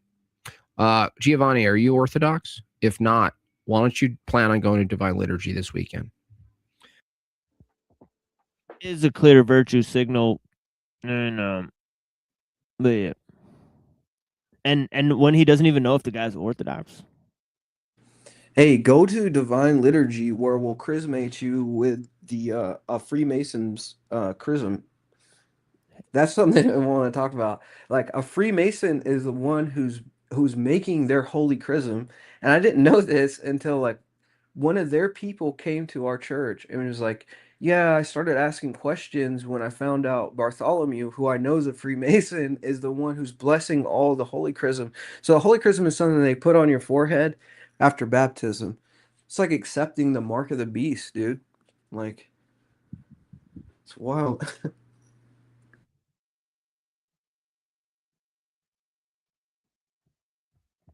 It was just weird. He asked that to like some random dude. He's like, hey, I don't know if you're Orthodox, but plan on going to liturgy. It's like it's clear virtue signal. It's like, well, would you just go up to random people and be like, hey, you tried going to the divine liturgy, bro? It's like what? What's the selling point for the ortho bros, this type of ortho bro, to like a Catholic that makes that they They're would older. like say, oh, they're okay. older. They have less gay shit. They don't have Vatican II. That's They the said they're selling similar to point. Jews and Muslims and stuff. So they'd say all this stuff. But that's the thing is like when they get into like the issues, you'll see the Roman Catholics bring up the fact that their patriarch's a KGB agent. You know what I mean? And they'll like fight over this, like, oh, like you're a part of the WCC. Well, you are too, right? And then it's just like, okay, so now you proved the true Orthodox point. And then it's like, oh, just block those people over there because we just proved their point. You know what I mean? Yeah. And then what's the difference, unseen from your church, the catacombs, compared to what his church is? The main So difference in a the nutshell. difference with this is like, okay, so in 1920, a Freemason infiltrated the Orthodox Church in Greece, and the people that didn't go along with the reforms this Freemason called Meletius Maltekis put in place, they went into the catacombs. So we were in communion with them until they changed, like they tried to change like the amount of time we were at liturgy. They tried to change the church calendar, and they did this for closer relations with Rome. And we had three anathemas against this from the 1500s where the Pope had tried it before. So it was already anathematized within our understanding of the church. The difference between us and them is we're really what they claim to be, if that makes any sense. Like we're the actual church makes that sense. started from the very beginning. Origin. They're a modernist version of us that's masking themselves as us, but have went along with a Freemason who's pretending to be the patriarch. So that's really it. The pure version.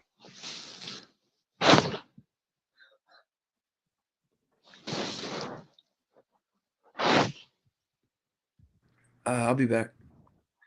Yeah, for sure. Yeah, I mean, I might have to eat some food soon with the family. So Neuro, if you're out there, hallelujah, holla back. All right. Usually he shows up right on command, because he's listening somehow. Yeah. But yeah, if not, I'll message him in a little bit. But yeah, we'll see what happens. Yeah, I'm listening, correcting these If not- these essays on game theory that the students wrote. Interesting. While I'm listening to this. Yeah, some of those gotta be funny as hell. Yeah, they are. They're like relating game theory to like Roblox and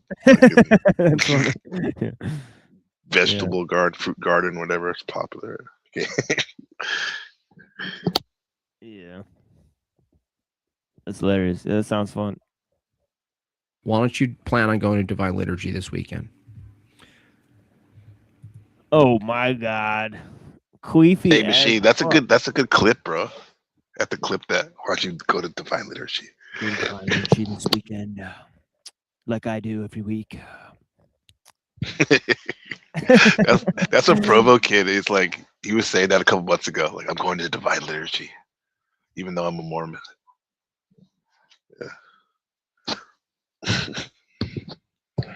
Speaking of transhumanism, we can't even get a good internet signal. These people think they're going to live forever. It's just insane. The reality is insane. Once you look at it, you're like, all your There it is, the denial and the cope. No, it's just not happening. Yeah, there's chicks who have robot arms that can control them with their mind, but oh yeah, never mind that. We can't even control our cell phones, so that's not all happening, and none of that's a danger. No, So sweep it under the rug. no, Jim Bob, that's a you problem. Your internet connection.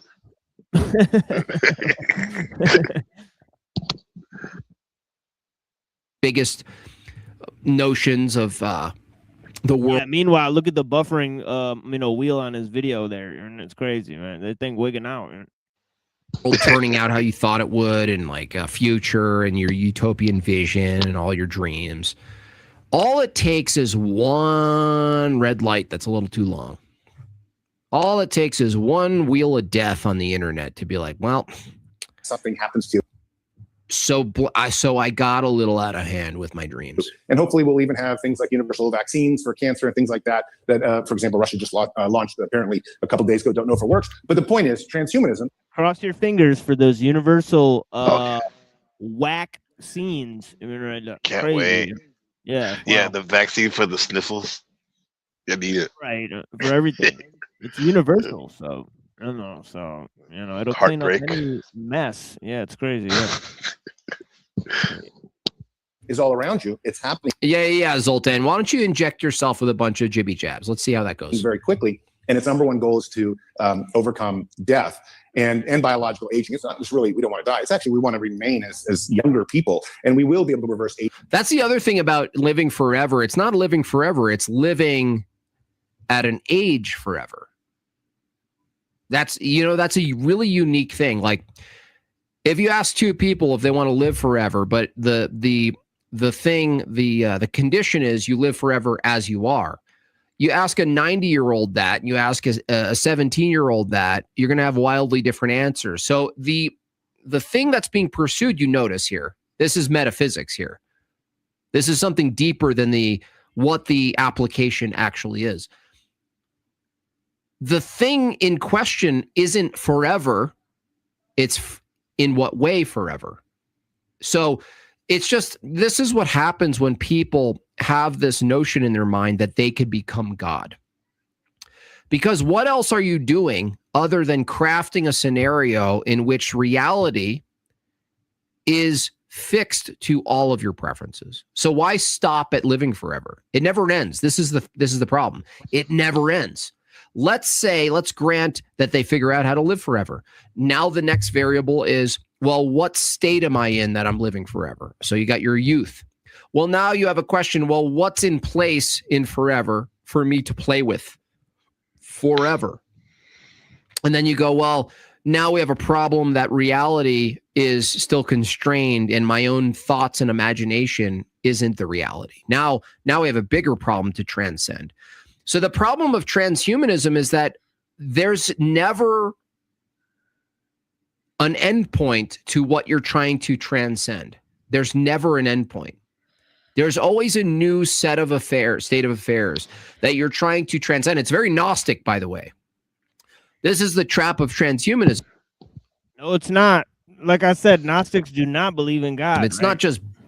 So this is his blanket label. Right, he applies this to Islam. He applies this to a bunch of stuff. Let me see where this dude is. Yeah, ground control to neurojack. Let's see what's going on. Neurojack. Neuro.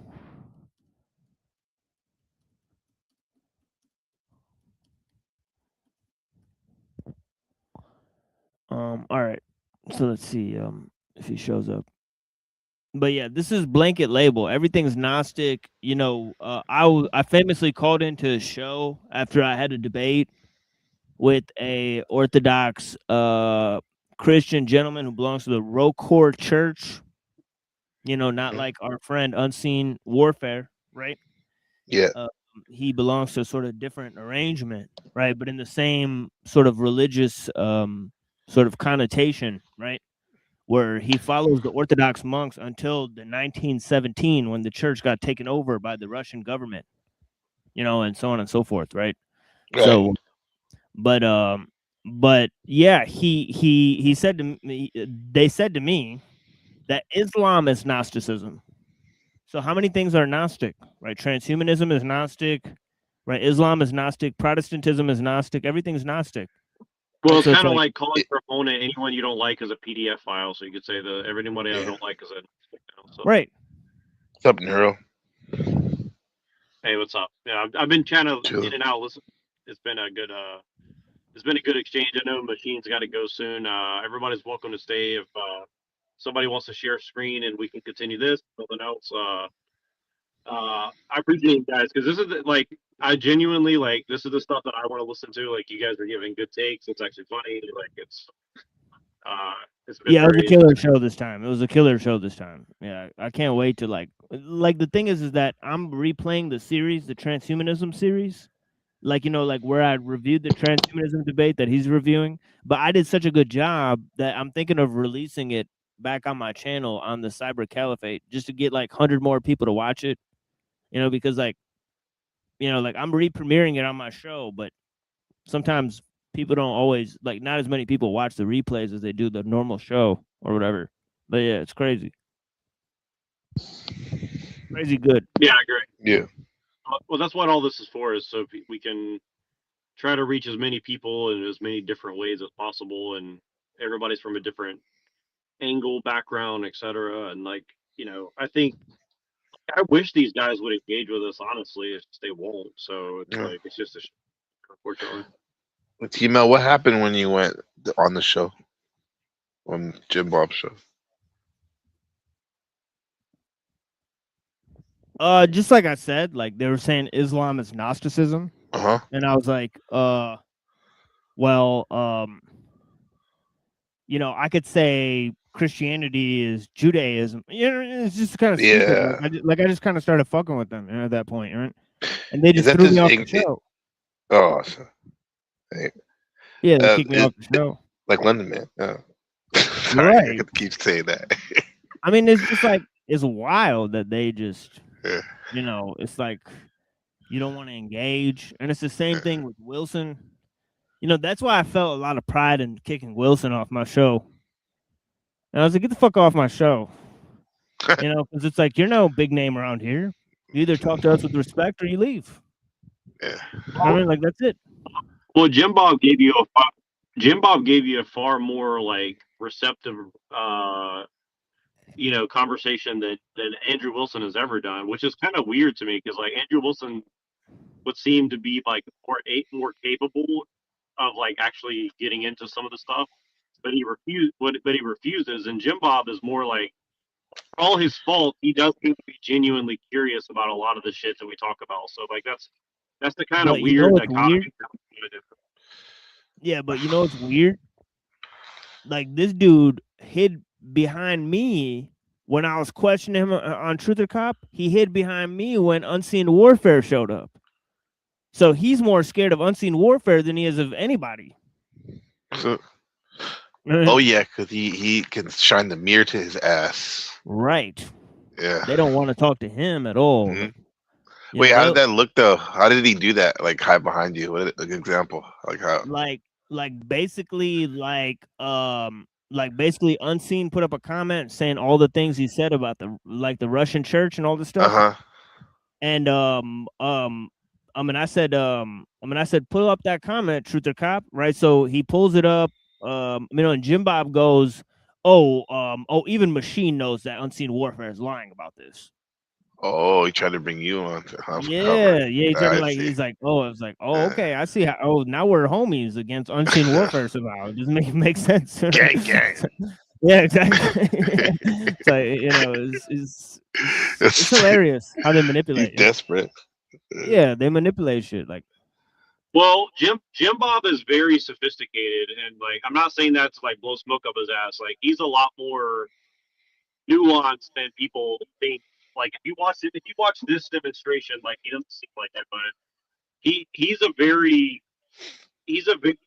deep thinker on some issues. Well, like I know that you like if you Gabriel were to talk to Jim Bob, you would bring a lot out in him because he doesn't like see you as a threat. But he knows a lot of shit. Like say that. Well, He knows a lot of Nero, that's why like the one time I actually donated to him before just to check him out, and like I was listening because he was talking. It was very interesting, and he was talking about death and stuff, and then he started talking about the Kali, and I was like, whoa, this is interesting. This guy, like, you know what I mean? He knows some stuff, interesting stuff. He knows Yeah. about this shit. Like he knows all about like Crowley. He knows all about like L. Ron Hubbard. He knows all about like you know, like some really weird like new age niche stuff like the dolphin. Like, do you remember the people who try to like have sex with dolphins and shit like that? You know what I'm talking John about? Lilly, Like that? Like Dr. John Lilly. yeah. He knows a lot of LSD.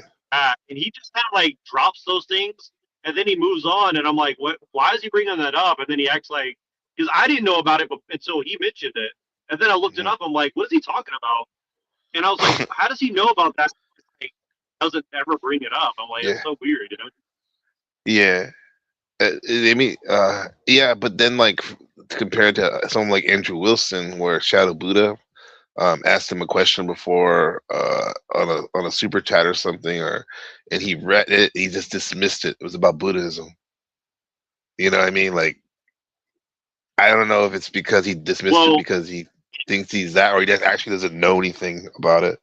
Well, Andrew's weird because Andrew's an educated person, or he's been what do you call it? Like, he's been schooled by people who are very well educated, right? So it's hard to tell. I don't know like what interaction he does that's not scripted or not. And I'm not even saying that like in a like an insult way or like a Browns boy way, just because I don't think you have to go there, although you could. I think the thing with him is like he's very much like he's definitely got someone who's like trained in PR that deals with him, right? And so like for me that means that like, you know, it's harder to tell like where the real Andrew begins and where the fake Andrew The ends. persona online. With Jim Bob, I think most of what Jim Bob's doing is like self-scripted for the most part. Like that's kind of what I feel. But like, because you can tell when Jim Bob gets out of his element, you can tell. I think with Andrew Wilson, it's harder to tell. Like he's better at hiding what he doesn't know. I guess he's better at like just staying away from things he doesn't want to like show. Yeah, that's when he does the dirty debate tactics and the ad hominems and the little snubs and stuff come out. Yeah. Well, and the thing is like I don't think that that's a good thing, but I do think that there's a place for that. It's entertaining for sure. Yeah, but he does it in a way where it's like I think it's to, like you said, I think it's kind of more to obfuscate like weakness or something like that, more than it is for entertainment or more than it is for, you know, like to make a point. Uses as cover. Yeah, I think ad hoc can work. And I come from like the Stefan Molyneux school of debate, I guess you'd say. Like, I think that ad hoc can work in certain contexts, but you have to be very careful because it's just like a courtroom. Like, if you open the door to that kind of ad hoc stuff, well, then you can basically use that in any way against anybody, and then basically every debate always comes back to like personal flaws. So I think it's one of those things. And then the person will use that as an escape route. Sometimes that you're debating, they'll be like, "Oh my God, you're at home. I can't do this anymore." You know, type shit. Like, they just shut off. Thing is like I was waiting. It gives them it actually gives them an out, which is bad. Yeah, like that's the thing. I was wholeheartedly waiting for the ad homs because like that's why I wanted to do the blood sport debate, right? So the minute he got into the ad hom, I was like returning the ad hom, you know what I mean, and just like saying my point plus ad hom. No, that's what I'm saying. You're good at that, Machine. Like you'll throw F slur, then you go into something about like Aristotle, and then they go into like you can weave it pretty good for the most part. Yeah. In and out. Yeah, and it's a good tactic. I just think it's like one of these things where they can dish it, but they can't take it, and then they make Yes, sir. That's like a bully. They can't take it. They can they give it, but they're very sensitive when it's and they take it personal outside of the debate, and then they make it like they'll have like 500 people swarm you and say like, you insulted this person during a blood sport debate. It's like, well, Yeah. isn't that part of the game? It's like, Well, so it's like, I don't know. It's Well, weird. Nero and Machine. That's why, like right now, I found out last night that this weekend is the annual Purge event, like in the Black community sector. The Purge, which is basically street debates. It's what Speakeasy was trying to do with his. I think that's where he got the idea. His verbal Interesting, combat. yeah. Yeah, and it's this Well, he has another weekend. thing called Purge too. Well, yeah, and he definitely got from the Purge, YouTube Purge by Auntie, and what it is 48 hours straight of people from the different black sectors. They come on his channel, on Auntie's channel, and they just go at it like crazy, ad homs, whatever, anything goes. And what happens is, it's like once a year, and whatever happens that weekend, you don't bring it on Monday. It's forgotten about. Yeah, that's. you just I kind of like that in like a sense, primal. but also like I can see how it can like go a bad way. Like for example, like, and I'm just kind of talking out of ass here, but it's like the Umar. It's like the Umar guy. Like Mhm. you and a bunch of people mentioned him, and I never watched him. And then when I Mhm. saw like all his talking points, and then I realized who it was coming from, I'm like, isn't that weird? And the reason I say that is because like he keeps it respectful, but a lot of people who believe in his stuff, they don't keep it respectful, They and that's what don't, I yeah. find weird. It's so weird. It's like Yeah. it's like people take these ideas and run with them, and then they like make it look bad Well, sides. And why is that? Why are they doing it to each other? It's kind of weird. yeah. I guess the same thing with like the Trump stuff. Like he doesn't call people racial slurs and stuff, or I mean, he digs people pretty good, which is funny and stuff like that. But then Well, some of his so-called he dog supporters whistles. go crazy. Yeah, he dog whistles though. So that's the thing about these guys is like it's true that they dog whistle, but they Uh-huh. don't say it directly. And so Yeah. that's the weird thing where it's like and here's the sophistication part of it. I don't think that any of these people like Tucker Carlson and Trump are actually like racist in the sense that people think they are. I think I what it don't think is so like either. they want you to feel that they are because it's a good cover for a deeper level of deception, in my opinion, right? And so like, Mhm. this is where it gets really weird. And then people say, "Well, like you're defending it." It's like, no, I'm trying to explain to you. I'm trying to help you, like understand. Like, there's another layer to all this, right? And I think people get really upset when you say that to That's them. You know? that's why it's confusing though, Nero. Like even in our in our friendship, like it's even like, and that's why like we talk to you or I'm like really paying attention. There's a method to what you're doing and stuff, in the sense when if there's like way more commonalities that you and me have, for example, than you would some people that's just skimming would think. You know what I mean? Right. Well, and it ruins it if we explicate it, and that's kind of why like I try to Yeah. be extremely vague because it's not to be really deceptive. It's just that like I've done this a while where it's like in real life too, where like if you just be direct with people, Mhm. it's kind of like they just have like they'll almost always dismiss you and try to like do an ad hom or something to like excuse what you're saying, and they won't address it, right? So I think it's better if Yeah. it's like if you just kind of like for example, I was telling Machine earlier, like I used to be like the token white guy at my work, right? And people say, "Oh, you like Trump or you like this or that," and I would Mhm. never correct them. I would be like, "Yeah, okay, I'm the racist white guy. Okay, sure, whatever." Like I would just go with it because it's like Yeah. if I just disagree with them, it makes the where it kind of like it's kind of like social dynamics, right? Like it's like dating or something, right? Like if you feed into a woman's perception of you, you know, rather than correct it, it kind of changes the dynamics, I would say, right? And that's kind of the way I've been trying to look at it with the panels and all this stuff. And I think we're lucky because as bad as the panels are, I think it could be a lot worse. Like I've seen a lot of these other places where people just won't even let you get a word in. Like they'll just shut Mhm. you down immediately if they find that you're not like supporting whatever shit they're selling, you know? That's true. There's So, always a yeah. space, even for ops. A lot of times, like me and Sheen and I were talking the other day. We're like, with all the people I've noticed with Machine, with all the people that will try to talk shit or be ops, he'll always give them a space to talk more or less. It seems like, you know what I mean? So Yeah, like, well, and I think honestly, like Machine's got far more patience than any of yeah, us combined, especially yeah, myself. he Like, does more than me. you I know, just I want to have you I'll say something like to try to hit you in the mouth and bye bye, see you. Nice knowing Yeah, you. I mean, I probably ban more people than watch my channel, to be honest with you. So I mean, that's a problem. That's a problem on my part because I'm just like that. But it's not just to be a dick. It's like it's actually just because like I believe it.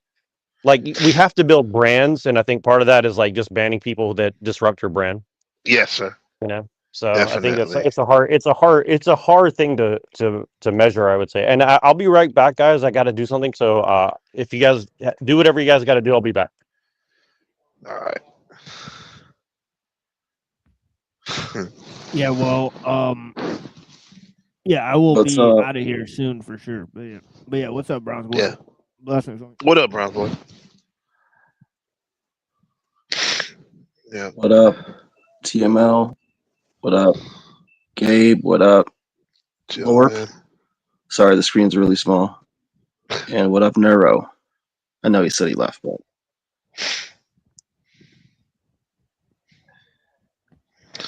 Yeah. What's new, Browns boy? Jim Jet. What's really going on? Oh, what's up? What's really going on, Browns boy? What's the word on the street? Oh man, pandemonium. Yeah. Pandemonium. Yeah. Yeah, I don't know. It's a lot of stubbornness. A lot of stubbornness. Yeah. Been noticing that. Yeah, who's LARPing today? I hardly got a chance to check it out. I was thinking about it a moment ago. I was like, I wonder who's who's that? LARPing now. I wonder who's out here. Oh yeah, Talcott is on, so he might be LARPing. Yeah. He might be LARPing hard on Talcott. I did a heat check in the chat today to see if he unmodded me. Oh, for real? Oh yeah, I'm still there. Nice. Yeah, he hangs on to that for a while. He's Yeah. Trixie said hello. She's always kind. yeah, she's good looking, is what she is. I mean, Oh yeah. definitely. You know, she's not bad to look at. I mean, Easy on the eyes, definitely. yeah. Not like Ortho Slop.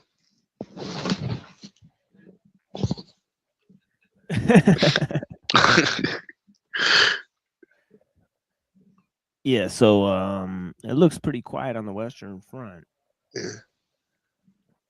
Honestly, The machine, like I think I'll send you the link, you and Browns boy. I think it would be interesting for your guys' take on the purge that's going on this weekend. It's crazy, bro. I went on it last year. It's wild. Yeah. People are just hell go is that? like it's basically like what Speakeasy took the idea from his verbal combat, where it's like except it's more hood style in the sense like street ball debating. It's like where people just if you have beef with someone, you go on this guy's channel once a year. It happens to be this year, and the people just go at it for like a specific amount of time, and then people vote on it at the end of the day, and it's like for 48 hours straight, nonstop. Jeez, man, it's a straight LARP fest, bro. It's a It LARP is, yeah. festival. It's just, and you know who wins it? It's the women, bro. Because like the dudes would be funny, you can listen to them and stuff, but then when the girls start, it's just like blah blah blah blah blah blah blah. It sounds like if you ever heard an argument like in Walmart or something. yeah, it's because like in the hood or something. the uppers like affect them more. And so if they take Yeah. like Adderall or like cocaine or right or whatever, it hits them like faster and harder. Right, so they could debate longer or some shit. It's ridiculous, man. They just like a high speed, more faster than any YouTube times 10, and they just going at it. That just gave me an idea. Yeah. I don't know what the world record would be, but like world record for world's longest debate. Like, I wonder, we need to get someone to get that record. Yeah. They need to end the quick talking thing because I hate it. People need to just be able to make their points. Yeah. Right. So the time thing needs to go. Right. Yeah. So if you want to have a real debate that's unstructured, don't make it timed. Right. Because the time is the structure then. right? And people are trying to talk and put in their points as fast as possible, and you got to talk over the other guy and all this other stuff, you know, to where it makes it pretty much unlistenable, right? For the most part, it's good to have a heated debate where people can understand both sides, right? So that's the thing is like, it's really hard to come across that, or at least it's really rare, and it doesn't happen on platforms. There's not platforms that can guarantee that. As far as I know, you know, it's the opponents it has to be a rare matchup between the opponents. All right, like they have to be like perfectly matched in terms of their ideology and what they think is different about it.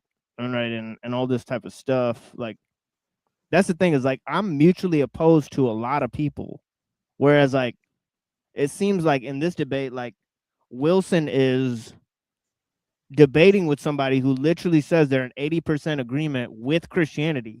So it's like, what is he debating? You know what I mean?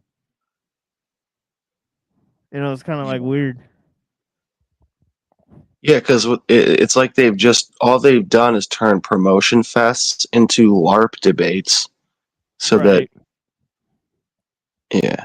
so everyone they can just promote whatever the company that they work for or whatever gets them paid. They can just promote it, and they can just I'm so against this other person that I'm pretending to be against. And here's this dude. Let's check out see what this dude is doing. I'm actually just curious more than anything at this point. I mean, just to see what's going on here. Oh shit.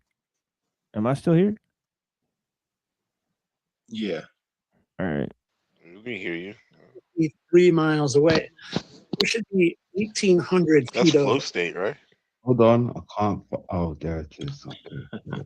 Couldn't find my lighter for a second. I've been looking for a few seconds, right? I couldn't find my lighter. I thought Voy took it again. Come right? on, bro. Smokers, they say, hey, can I use your lighter? You know, start talking to you and walk off with your lighter. That's Voy. So be careful, right? Cheers, Voy. I found it. All right. And there's London Man. We came in perfect time where I guess he lost his lighter. Mm-hmm. Is that live? Yeah, it's live. Yeah. He lost his lighter live. Yeah. That's top tier content. Yeah, for sure. I mean, according to him, it's way better than anything I've made. For sure. So I see positives like in some of the things that he does, and then I see I do too. Yeah, I've said it many times, but it's like yes, but why can't he like? I guess you said in the past. Oh, I've heard him say good things about YouTube Machine, but it's like this stupid argument of like you read books, you don't understand. Like you read from a passage from a book and give your interpretation of it, and add on and build on it. That's the thing is like I a don't lot get of these it. texts are rare, and when people Yeah. reference these ideas, they never refer to the text themselves. So this is the thing is like Jim Bob literally just referred to Against Heresies by Irenaeus, and from what it seems like, he provided disinfo based on the book. You know, it's like if any people in his audience actually saw him reference what his account was, what the specific heresy was that dealt with transhumanism in Irenaeus Against Heresies, because he said there's a specific heresy in there, you know, and it's like he doesn't even reference it. You know, so this is the thing. Well, that's what you're like when I used to really be into the Black consciousness stuff, like Bobby Hemmett, the cult stuff, and other things. I know Brown love knows Bobby about that too. I Like, love Bobby Hemmett. yeah. I like him too. I like his stuff too. But like my friend Ben Rio, who's like literally like an original Hebrew Israelite, not those guys that wear the costumes. He actually lived in Dimona, Israel. You know, in their at their commune and all that. He would remind me the fact that like some of these guys, even like Bobby Hemmett, he seemed to him, and I'm saying this with Jim Bob too, and these other guys. Like I used to think like, maybe like they're unintentionally by ignorance, like mixing things up. But some of these people, Ben would say, like they're actually doing it on purpose. And do you guys think that's an element of that with some of these guys that we're reviewing? Like they're literally doing that on purpose? Trying to misdirect. Yes. Yeah. I think that they have they're they're presenting controlled dialectics within the two-party system. Yeah, that's a no-go for me. Well, that's what I said. I said, like, he wouldn't have been able to say that to his audience if most people in his audience didn't simply look at Irenaeus against heresies, the Wikipedia article, and then move on with their lives without reading anything that's written there. Yeah. You know, like of course he could say whatever he wants about that book then, and they'll just be like, yeah, of course. Yeah, he totally does mention the Gnostics in that book.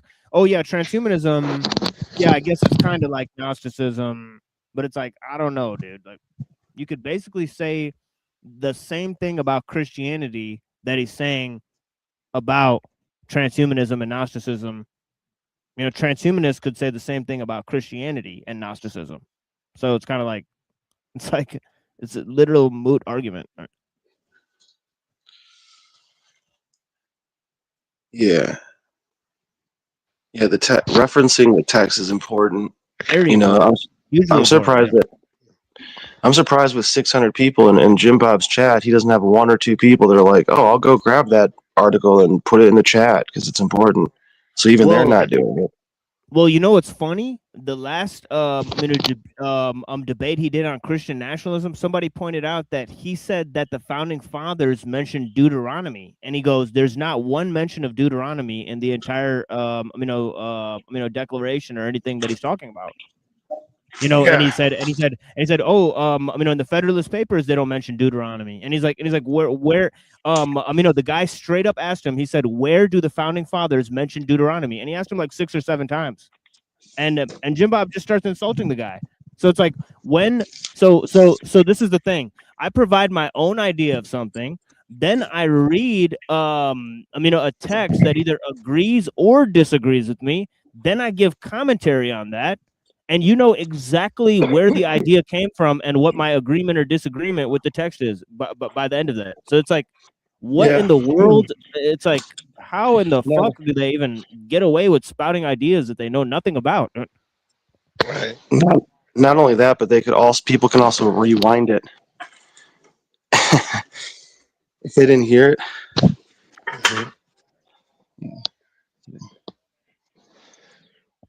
Hey, brothers, I'm gonna get ready for school, bro. Yeah, me too. I gotta go to so we'll all leave at the same time. That way the stream will naturally end if Neurojack doesn't show up. So it's 3 hours and 30 minutes suspiciously. So we'll all leave. Should we wait till like 3:33? No, 3:33. No. Maybe we could. I'll leave at 3:33. Yeah. Yeah. I'll try to leave fun, bro. Yeah. I'll tap in with you guys, and I'll send you the link to the Purge just to get your take. I'm curious what you think about it. Yeah, it's definitely it's bad, like like psyop behavior in terms of like culturally, because the hood has it hard. It's hard enough in the hood, and then you add all the anger and that these people are going to let out this weekend. It's almost can be seen as like a ritual of extracting stuff. Yeah. You know. Yeah. You'll see. I'll show it to you guys. I'll talk to you guys soon. Peace. All right, man. Yeah, for sure, homie. Much love. Yeah, blessings. Peace. Yeah, so Browns, let's just leave the studio together so that the stream ends naturally. If Neuro doesn't come back, if Neuro you're there, then end the stream. If not, if there's nobody in the studio, the stream will naturally end. I'm pretty sure. So I've tried it like 3 or 4 times. All right. I've Sounds done it good. to Neuro streams a few times. Yeah. Yeah. So I'll talk to you soon, my friend. Yeah. All right. See ya. Yeah. Peace, homie. Later. Peace.